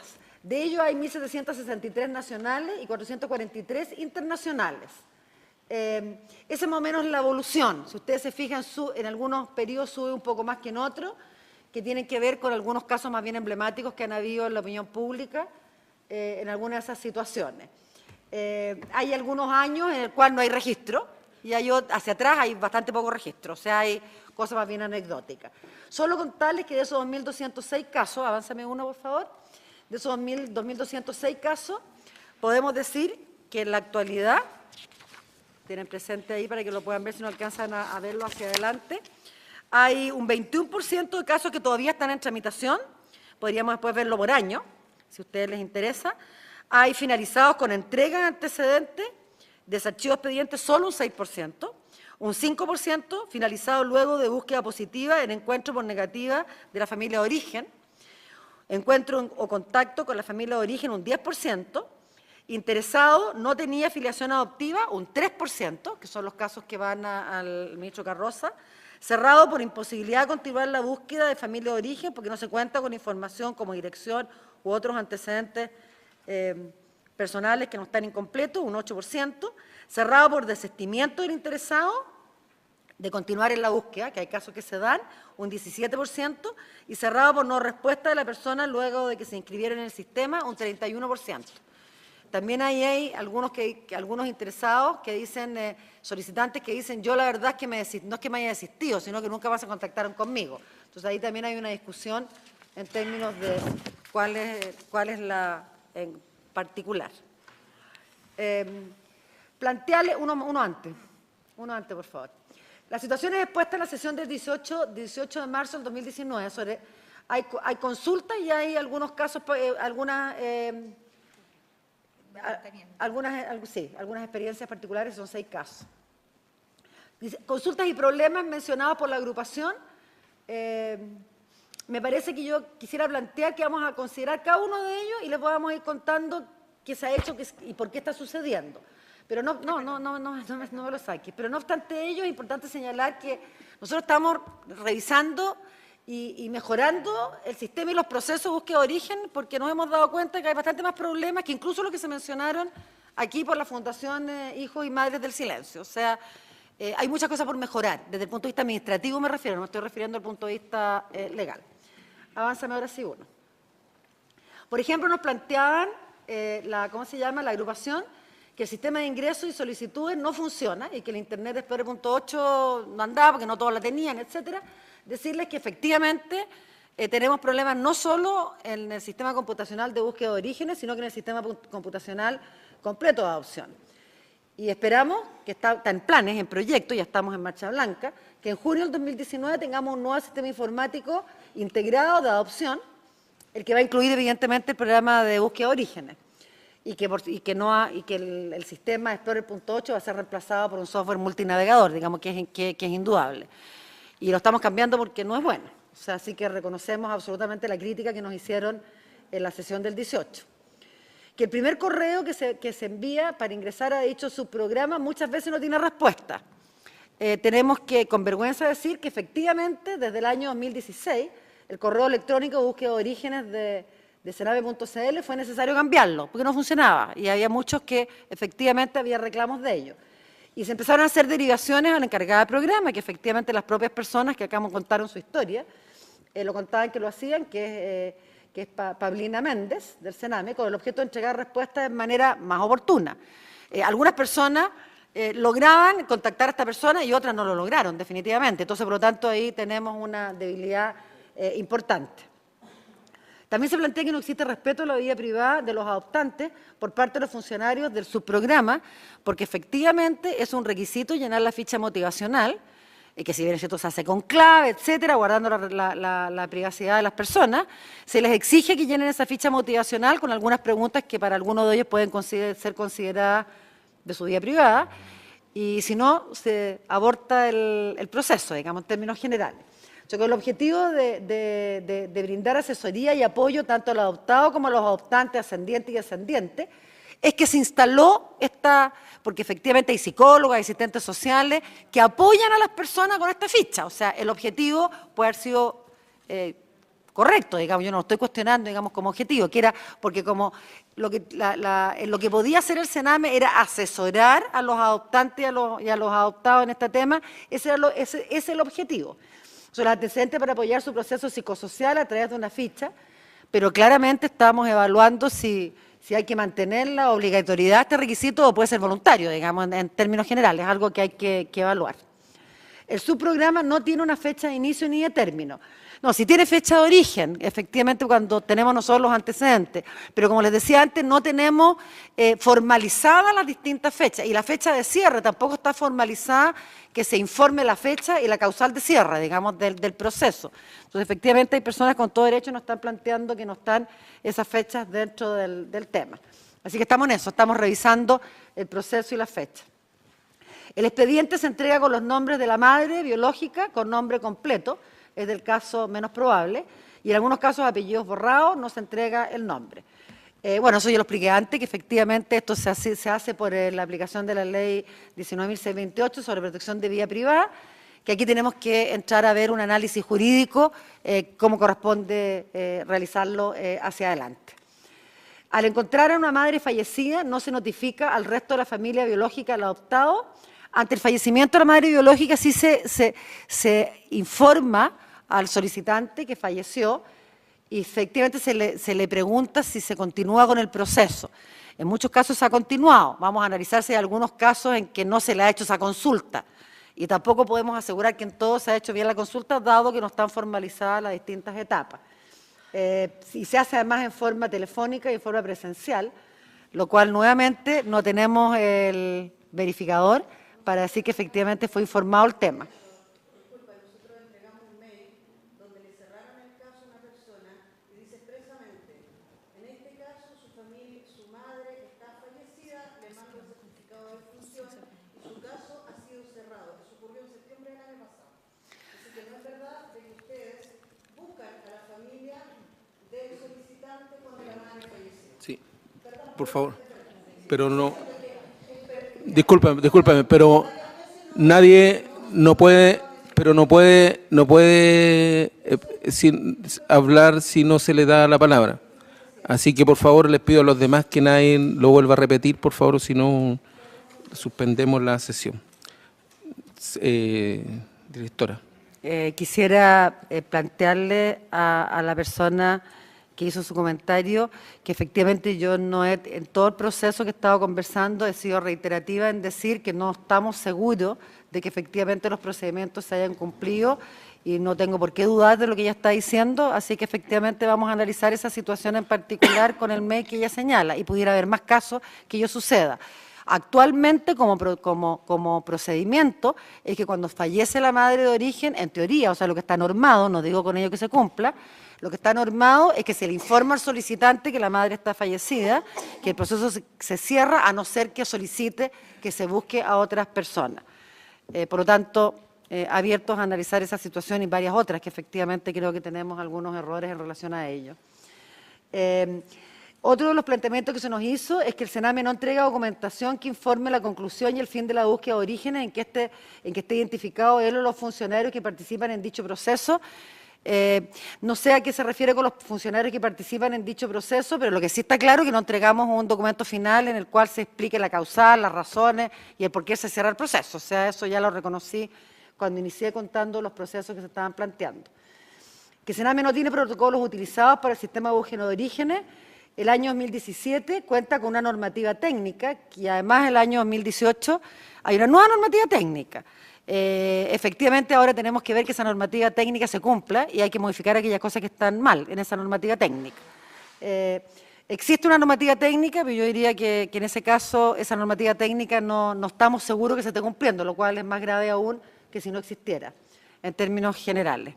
Avanzarme uno, por favor. En esta misma sesión, la agrupación de hijos y madres del silencio presentaron al presente comisión investigadora 6 relatos testimoniales de personas que han tenido problemas en la búsqueda de identidad. Por motivos de confidencialidad, estos casos se van a informar mediante oficio. Tenemos ya qué es lo que hizo el Sename en cada uno de esos casos, pero tenemos que entregárselo, a no ser que se cite una reunión reservada, pero lo vamos a entregar por escrito, como un oficio reservado, como ustedes lo deseen, digamos, en términos generales. No obstante ello, decirles que los 6 casos, por supuesto que las personas han sentido que el programa Búsqueda de Orígenes no los ha ayudado ni los ha asesorado lo suficientemente bien, y en algunos casos hay errores y en otros casos hay diferencias de opiniones en términos de lo que hemos podido realizar e investigar hasta la fecha. Pregunta. Muchas gracias. ¿Pregunta un diputado, diputada? Diputado. Gracias, presidente. Hay dos cosas que me llaman la atención. Una, dentro de los testimonios que nosotros hemos escuchado, algunos de los antecedentes llegan vía mail. Y a mí me llama la atención que, de hecho, en el caso que vimos de Perú, todo esto se hizo vía mail. Entonces, yo no sé cómo, si bien el sistema es súper riguroso en no entregar cierta información, sí se entrega información vía mail que, o sea, yo no sé efectivamente con certeza quién está al otro lado del mail. De hecho, la señora dijo que ella había hecho un mail a nombre de su marido para solicitar la información. Aún así se le dio respuesta. Entonces creo que ahí hay un vacío respecto a tener la certeza de que la persona que está haciendo uso de la búsqueda de orígenes sea quien dice ser. Y lo otro, a mí me llamó también la atención porque desconozco cuál es el protocolo finalmente que tiene la búsqueda de orígenes dentro del sistema, porque uno de los testimonios que recibimos es que la persona, después que tuvo el nombre, efectivamente se demoró 15 minutos en googlear y encontrar a la persona que podría ser su madre. Entonces, y la respuesta que había recibido del servicio es que no se había podido ubicar. Entonces, yo no sé si solamente se limita a revisar los antecedentes que hay en la ficha o se hace algo más allá de meramente revisar la información que tiene el CENAME en este caso. Hacemos todas las preguntas primero y de ahí, diputado Rocaful. Gracias, presidente. Sin lugar a dudas, este es un tema muy delicado y complejo y cuesta bastante conversarlo y cuáles son los protocolos correctos para no pasar a llevar o no vulnerar una vez más los derechos de las personas. Directora, usted, hasta el suyo presidente, por supuesto, me dijo la directora, esto se toma como una iniciativa del servicio, ya no están estipulados en ninguna parte y hay un vacío legal porque esto debiera también acompañarse respecto a una digamos, legislación que consagre el derecho de las personas de buscar su origen. Pero ya es un tema legislativo, no es un tema del servicio. Pero es meritorio que el servicio sí lo haya hecho a iniciativa propia. Según lo que ha dicho también, por supuesto, el diputado Sangüesa, los testimonios que nosotros tuvimos resultaban algunas fallas en los sistemas, la vulnerabilidad a través de los correos electrónicos, respecto a que personas que esperaron bastante tiempo para hacer respuestas, sin embargo, a través del sistema de búsqueda de personas, de googleando, encontraron los antecedentes y pudieron hacer la investigación. Hoy día, bueno, usted nos entrega una información de los pasos que se han solicitado, al CENAME, pero quisiera saber, directora, si es posible mejorar esto, obviamente me imagino con algún tipo de, en base a la experiencia hecho empírico, poder mejorar los procesos. Segundo lugar, lo que tiene que ver con una mayor capacitación a los trabajadores, funcionarios, para que se puedan prestar el servicio.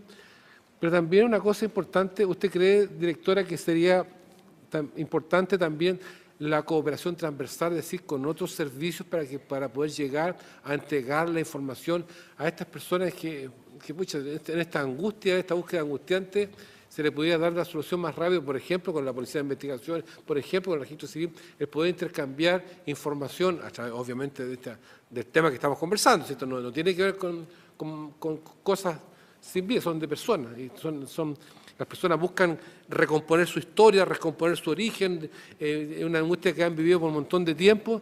Entonces, se pudiera una disposición de los otros servicios para que se pudiera colaborar mutuamente y así este tiempo de este proceso de 200 días o más pudiera ser menos tiempo. Eso, directora. Gracias, presidente. ¿Una otra pregunta? Yo tengo una pregunta. En el programa de búsqueda de origen está también incluido o pueden optar a esta búsqueda las personas que están en el extranjero, ¿cierto? Entre los testimonios que daban decían de que la aplicación, la plataforma que tenían estaba solamente en inglés, y hay gente que habla holandés, hay gente que habla italiano en otros países, y en ese sentido la plataforma no es amigable. Bueno, y de acuerdo a toda la exposición que ustedes han dado, al sistema, a todo el sistema de búsqueda de origen le falta harto, porque en todos los pasos dijo que tal vez no estaba funcionando bien. Lo que quería preguntar era de que hablaba usted de que antes del 99 parece que habían dos tipos de adopciones, simple y plena. ¿La búsqueda de origen se le aplica a los dos tipos de adopciones o a alguno específico? Es una pregunta. Lo otro, usted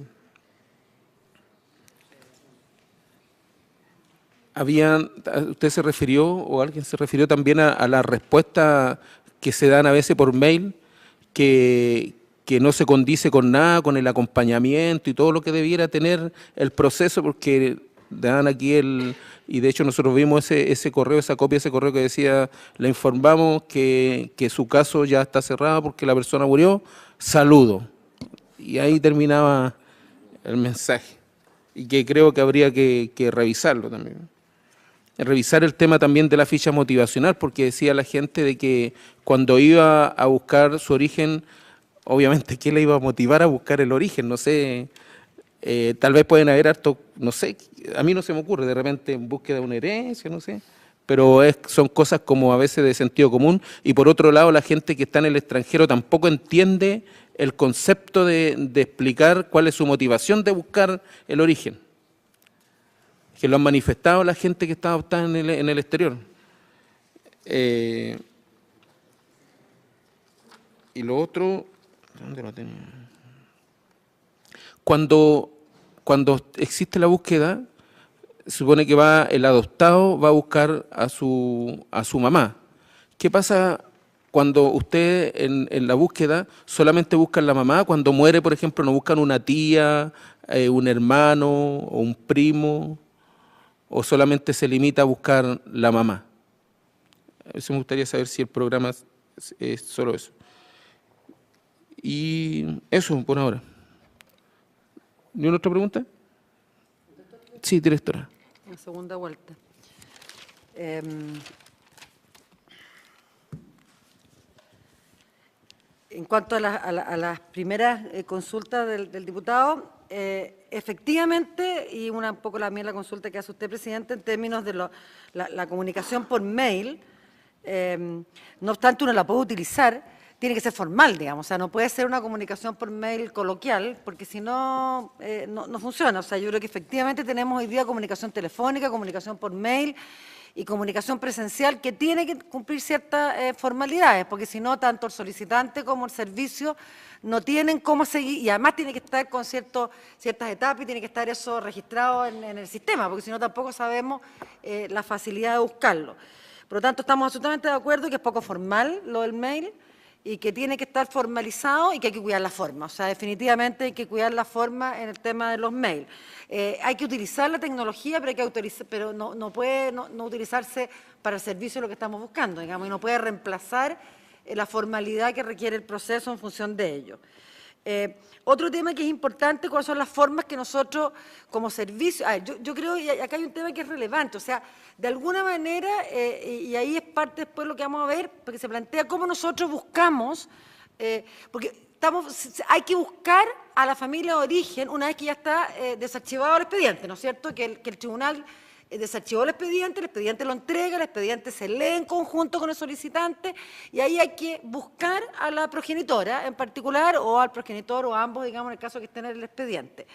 Y el servicio efectivamente no tiene el expertise necesario para investigar y encontrar a esa familia. O sea, el Servicio Nacional de Menores no está creado por esos efectos en términos generales. Entonces, efectivamente, comparto 100% que tenemos que hacer alianzas con el registro civil, con investigaciones, con la PDI, con Carabineros y con una serie de otras cosas que saben mucho mejor que nosotros y, por lo tanto, la forma en cómo se busca es solicitar al registro civil qué direcciones tiene, digamos, que son las direcciones oficiales. En uno de los testimonios que se planteaba era que en 2 días la persona había encontrado en DICOM la dirección de la madre biológica. Efectivamente, no alcancé, digamos, a revisar si nosotros tenemos la facultad como servicio, y me da la impresión de que no la tenemos, digamos, de buscar en DICOM, pero también, además de DICOM hay otras bases de datos, además están las redes sociales, que hoy día uno se mete y encuentra cualquier cantidad de información, pero de verdad el servicio no está facultado para hacer, además que no solo no está facultado, sino que no sabe hacerlo. O sea, efectivamente debería ser el coordinador en solicitar a alguien que lo haga, pero no debería hacerlo el servicio en particular. Y eso es algo que, porque el servicio está tomando un rol y una responsabilidad que no le corresponde y no sabe hacerlo. Y además lo hace mal, en términos generales.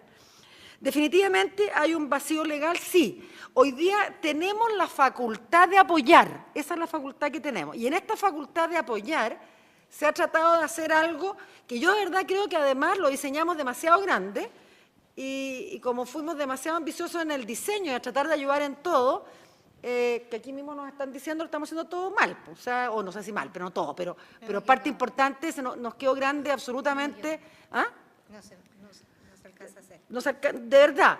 Por otro lado, ustedes lo plantean, el personal que está dedicado a esto es muy poco. O sea, el personal que tiene hoy día el Sename dedicado a búsqueda de orígenes es muy reducido. Nosotros tenemos personal de adopción. Ese personal de adopción es el que tiene que hacer la búsqueda de origen, que tampoco está preparado para hacerlo. Tampoco está preparado para hacer la búsqueda de orígenes. Entonces, si la ley nueva faculta el servicio a hacer un buen programa de búsqueda de orígenes, que vuelvo a repetir, nosotros no tenemos hoy día la información de los antecedentes para la búsqueda de orígenes, eso lo tienen los tribunales y el Servicio de Registro Civil, que lo puede solicitar un interesado, que puede ser el adoptado, el adoptante, los adoptantes o los ascendientes o descendientes, pueden hacerlo sin el servicio, pero yo creo que el servicio le corresponde hacer un rol de apoyo. Pero no es indispensable, o sea, no es necesario que el servicio participe para la búsqueda de orígenes. Eso es importante tenerlo claro. Con ello no estoy diciendo que nosotros no tengamos, ojalá que apoyar, ojalá lo apoyemos, pero tiene que ser bien hecho con los recursos adecuados, con las capacitaciones adecuadas y interactuando con aquellas entidades del Estado que tienen mucho más capacidades para hacer cosas. Sí, el servicio apoya hoy en solicitar al Registro Civil la afiliación y después de acompañar patrocinando con un abogado a solicitar en el tribunal el desarchivo de los expedientes. Eso sí lo hacemos. Pero incluso podríamos nosotros, el patrocinio lo podríamos entregar muy rápidamente. O sea, eso se puede entregar muy rápidamente porque es una tarea que sí le podría corresponder. Entonces, ¿es posible mejorar?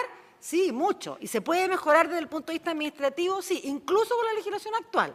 Pero yo creo que de verdad, asumiendo roles y responsabilidades que podemos hacer, porque de verdad asumir roles y responsabilidades que no podemos hacer, lo vamos a hacer mal. Ahora, eso no quita que no tengamos que mejorar toda la parte administrativa que yo conté antes y la estábamos haciendo mal. En términos del inglés, que no solamente dicen que solo inglés, sino que es malo, en particular, no me atrevería a ver, yo hablo bien mal inglés, digamos, pero entendido con gente que lo hable bien, digamos, no tengo idea quién lo hizo y quién hizo esta traducción. Lo más probable es que lo haya hecho alguien nuevamente de buena voluntad. ¿Ya? Entonces, de nuevo estamos haciendo cosas de buena voluntad que no corresponden. O sea, en términos hay que hacer, si lo hacemos tenemos que hacerlo bien. Tenemos que hacerlo bien y yo creo que sí hay que hacerlo. Y de hecho la nueva propuesta de legislación de adopción dice que el Servicio Nacional de Menores o quien lo sustituya el día de mañana y los organismos colaboradores deben asesorar. Si eso es así, y es deben, no pueden, efectivamente deberían estar los recursos y habría que hacerlo bien. Quizás con un programa menos ambicioso, pero bien hecho y después ir mejorándolo en el tiempo. La ficha motivacional. ¿Cuál fue el por qué se pide esta ficha motivacional? Por supuesto que la motivación básica es la búsqueda de orígenes y yo me imagino que no es el objetivo, nunca lo ha sido, ¿ya? Porque obviamente hay que buscar orígenes. Es en definitiva saber si la persona quiere conocer a sus padres, es para preparar el ambiente, porque también es cierto que a nosotros como servicio nos interesa que la mayor cantidad de encuentros sean exitosos. ¿Ya? Y que se encuentre la mayor cantidad de familias y que sean exitosos. Si eso no se hace bien, la verdad que es súper traumático, tanto para el adoptado como para la familia de origen, que por supuesto que hay casos en que la familia, incluso hay madres que no quieren que se sepa porque es secreto en su propia familia, etc. O sea, dado eso, era que la intención de esta ficha motivacional para tener encuentros en el cual se trabajara el tema. Esa es la intención. Ahora, en algunos casos, al parecer, no se ha hecho bien y es parte también de lo que tenemos que corregir. Y el tema de si solo se busca la madre, en principio sí, se busca la progenitora porque es la verdad lo que hay mayor probabilidad de encuentro en particular, porque si hay un expediente, en el expediente está, en algunos casos están ambos padres y en la mayoría de los casos está solo la madre. Por lo tanto, se busca ello. Ahora, cuando no se encuentra, se debería tratar, y un poco para no entrar de nuevo así que se hace, sino que se debería siempre, si no se encuentra la madre de origen, conversar con el solicitante y ver si es posible buscar pero al registro civil nuevamente se le puede solicitar el interesado todo el espectro de la familia extendida, digamos. O sea, eso también son datos que tiene el expediente y que tiene el registro civil con los antecedentes de origen. Eso yo diría que es un poco las preguntas que me han realizado. Diputada. Sí, no, perfecto, pensando un poco de las deficiencias que... Me faltó una. ¿Le faltó algo? Sí. Sí, me faltó una cortita. Presidente, Sí. Me faltó una, que es la simple y plena. La opción simple que está en el periodo, en los inicios, no es necesario buscar orígenes porque nunca se perdió el origen. O sea, la opción simple, el origen siempre se mantuvo. Y por lo tanto siempre supieron quién eran. Era una especie de medida de protección. O sea, el niño estaba bajo la tutela del adoptante, pero mantenía contacto con su familia de origen. Por lo tanto, donde sí se hace necesario la búsqueda de origen es en la plena, es en la opción plena. El tiempo que hay un periodo, el problema es que hay un periodo de tiempo que esa opción plena se hizo bajo no reserva, sino que secreto, y se obligaba a destruir todos los antecedentes. Entonces la gente que está en esa época es bastante más complejo. Así todo hay algunos registros, o en la Casa Nacional del Niño, o en algunas cosas que incluso... ¿Ah? Sí, hasta el 65. Entonces ahí tenemos distintas legislaciones. Ahora, por supuesto que en la legislación actual y en la futura es reserva y deberían estar todos los antecedentes. Diputada. Ahora sí. Viendo un poco las falencias que ha tenido el servicio, ya sea por facultades, otras, y pensando un poco en lo que vamos a sacar como conclusión, ya adelantándonos un poco ese análisis, ¿qué cree usted como directora del Servicio Nacional de Menores que podría favorecer que este trabajo fuera más expedito? ¿Cuáles serían las falencias que usted ha detectado en los distintos organismos y cómo también nosotros, mediante las recomendaciones, podríamos aportar a que eso fuera de manera más rápida y eficiente? ¿Contesto eso? Yo creo que para que hacia adelante hay muchas cosas que tenemos. Primero voy a contestar hacia atrás, digamos, que es la gran parte de las personas que nos están escuchando acá, hacia atrás. Yo les decía que estamos digitalizando todo lo que tengamos desde el año 88 al 99, que yo creo que eso podría ayudar a mejorar. Por otro lado, vamos a tratar de ir hacia atrás en todo lo que son las solicitudes y tratar de contrastar con alguna información que tienen ustedes, efectivamente, de cuáles son aquellas personas y con las agrupaciones, para ver si podemos hacer algo más en función de lo que hacia atrás se ha solicitado, en particular de lo que se pueda, o sea, hacer una investigación que tomará su tiempo, todo lo que queramos, pero hacer una investigación de qué cuenta el servicio. Lo que cuenta el 88 y el 99 lo vamos a digitalizar y eso es lo que hay. Y por lo tanto vamos a ver la fecha en la cual terminemos esa digitalización en la línea. Lo que no tienen afiliación adoptiva, no podemos hacer nada, o sea, como servicio, excepto que aparezca algo en la Casa Nacional del Niño, pero toda esa información está en investigación judicial y nosotros solo entregamos información al ministro Carroza. O sea, es muy difícil que nosotros podamos investigar más que él. O sea, de verdad, creo que es súper difícil. Distinto es del 88 al 99, que sí lo tengo. 99 hacia adelante es la información que nosotros tenemos y ahí los tribunales de familia ya desarchían los antecedentes y lo que tenemos que mejorar son los procesos administrativos de apoyo hacia adelante. Nosotros podemos hacer un listado podemos hacer una propuesta con algunos, no sé si propuesta, pero podemos hacer algunos comentarios que creemos que podrían ser mejorados hacia adelante, que yo creo que pueden ser de utilidad y volver a juntarnos y conversarlo, digamos. Claro. Disculpe, diputada. Muchas gracias, presidente, por su intermedio. Agradecerle a ambas dos exposiciones. Bueno, yo creo que el objetivo de esta comisión investigadora no es mejorar el Sename si resulta bien, pero es responder a las personas que están y que recurrieron a nosotros, a todos, me imagino, en distintas oportunidades. Por su intermedio, presidente, quiero preguntar a la directora, ¿Usted estaba al tanto de todo esto? ¿Se ha comunicado usted con alguna de estas? Porque tal vez se ha comunicado con alguna de estas mismas agrupaciones que fueron nombradas, que hubo exposiciones en sus casos, hoy día vamos a tener más, vamos a seguir con exposiciones. Yo lo pido en esto, dándole una mano a la gente que lo ha pasado tan mal por un tema tan sensible. Yo soy madre también, así que perfectamente me puedo poner en esa posición, pero si pudieran tener un trato más personal con al menos todas estas personas que están aquí, que se han de alguna forma dado el tiempo, bueno, no es que darse el tiempo, es tratar de buscar una interrogante en la vida tan importante. Por eso le pregunto si ellos han recurrido a usted directamente y si es posible que ustedes también los ayuden en forma particular como estamos nosotros tratando de hacerlo como comisión. Un tema tan complejo y que donde, claro, lamentablemente en muchos casos probablemente no va a estar toda la información y esas personas se van a ir tal vez con esa misma mochila donde han vivido durante todos estos años. Disculpe, hemos tenido contacto. Disculpe, tengo otra pregunta. En la mayoría de los casos en la exposición usted decía, bueno, y es que el programa ustedes podrían hacerlo. Y todo en realidad no es obligación. ¿Qué es lo que pueden hacer la agrupación en el fondo para poder exigir de que ese podría buscarse al padre o al hermano o al primo, o podríamos hacer esto, que en el fondo no dependa de la voluntad o del tiempo, de las capacidades del servicio, del programa, sino que cómo lo pueden hacer para que realmente se concrete y no quede en el podría, porque el podría entonces dejarnos en las mismas condiciones que estamos ahora con los mismos problemas para adelante? Voy a contestar primero la senadora Sandón, la diputada. Pero en todo caso, ¿cómo se llama? Al revés sería peor.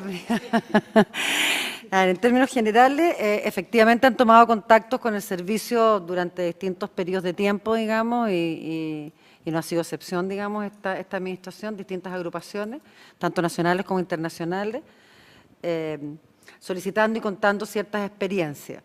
En muchas oportunidades hemos tenido conversaciones en el cual nos cuesta tratar de avanzar porque efectivamente no hay antecedentes, digamos, hacia atrás. Pero sí, efectivamente, en esta oportunidad hemos hecho un análisis más profundo, etcétera, y tenemos que buscar alguna forma de sistematizar algo, y por eso que estamos digitalizando la información del 88 al 99. Para ver en el fondo qué podemos hacer, porque escuchar situaciones puntuales son muchas, efectivamente. Yo he tenido también contacto con organismos internacionales en el cual son más de cientos, digamos, de casos en particular. Entonces tenemos que buscar una forma de ver qué se puede hacer en particular, porque no es tan sencillo solucionar esas situaciones, digamos. O sea, no es tan sencillo, y vuelvo a repetir, o sea, no es mala intención, digamos, o sea, no es mala intención, sino que es complejo llegar a una situación.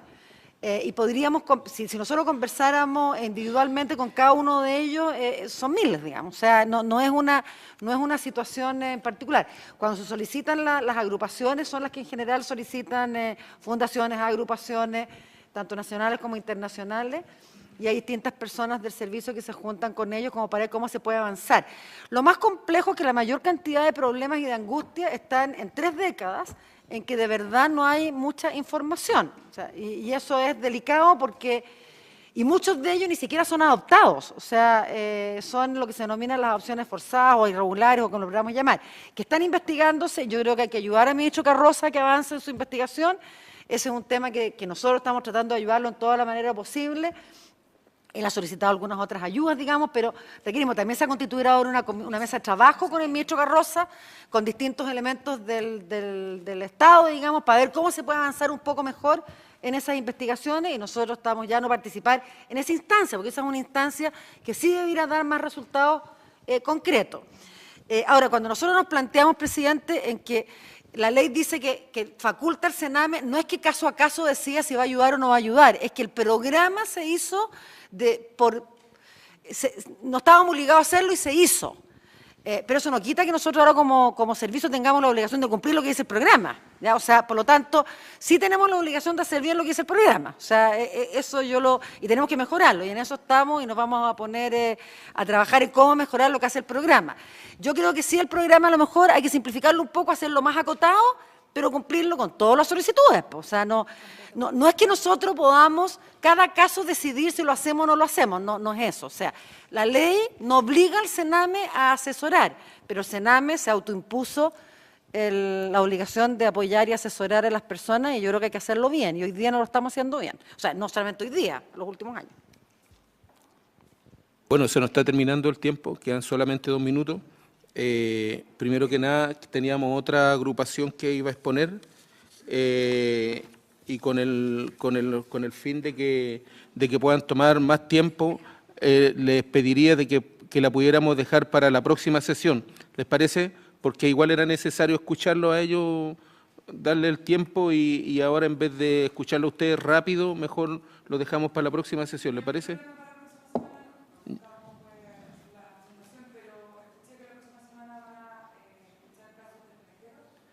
Eso es lo que teníamos planificado, pero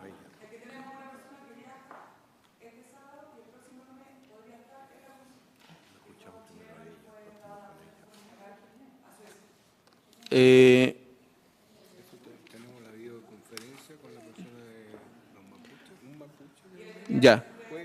Ya. Miren, les propongo entonces, porque a las personas del Ministerio de Salud, al ministro y a los directores, les vamos a dar una semana para el 15. ¿Les parece? Entonces, la próxima semana escuchamos los testimonios de los extranjeros, más la agrupación y la gente que es de Coquimbo, que los teníamos. ¿Les parece? De acuerdo. Por haberse cumplido el objeto de la sesión, esta se levanta.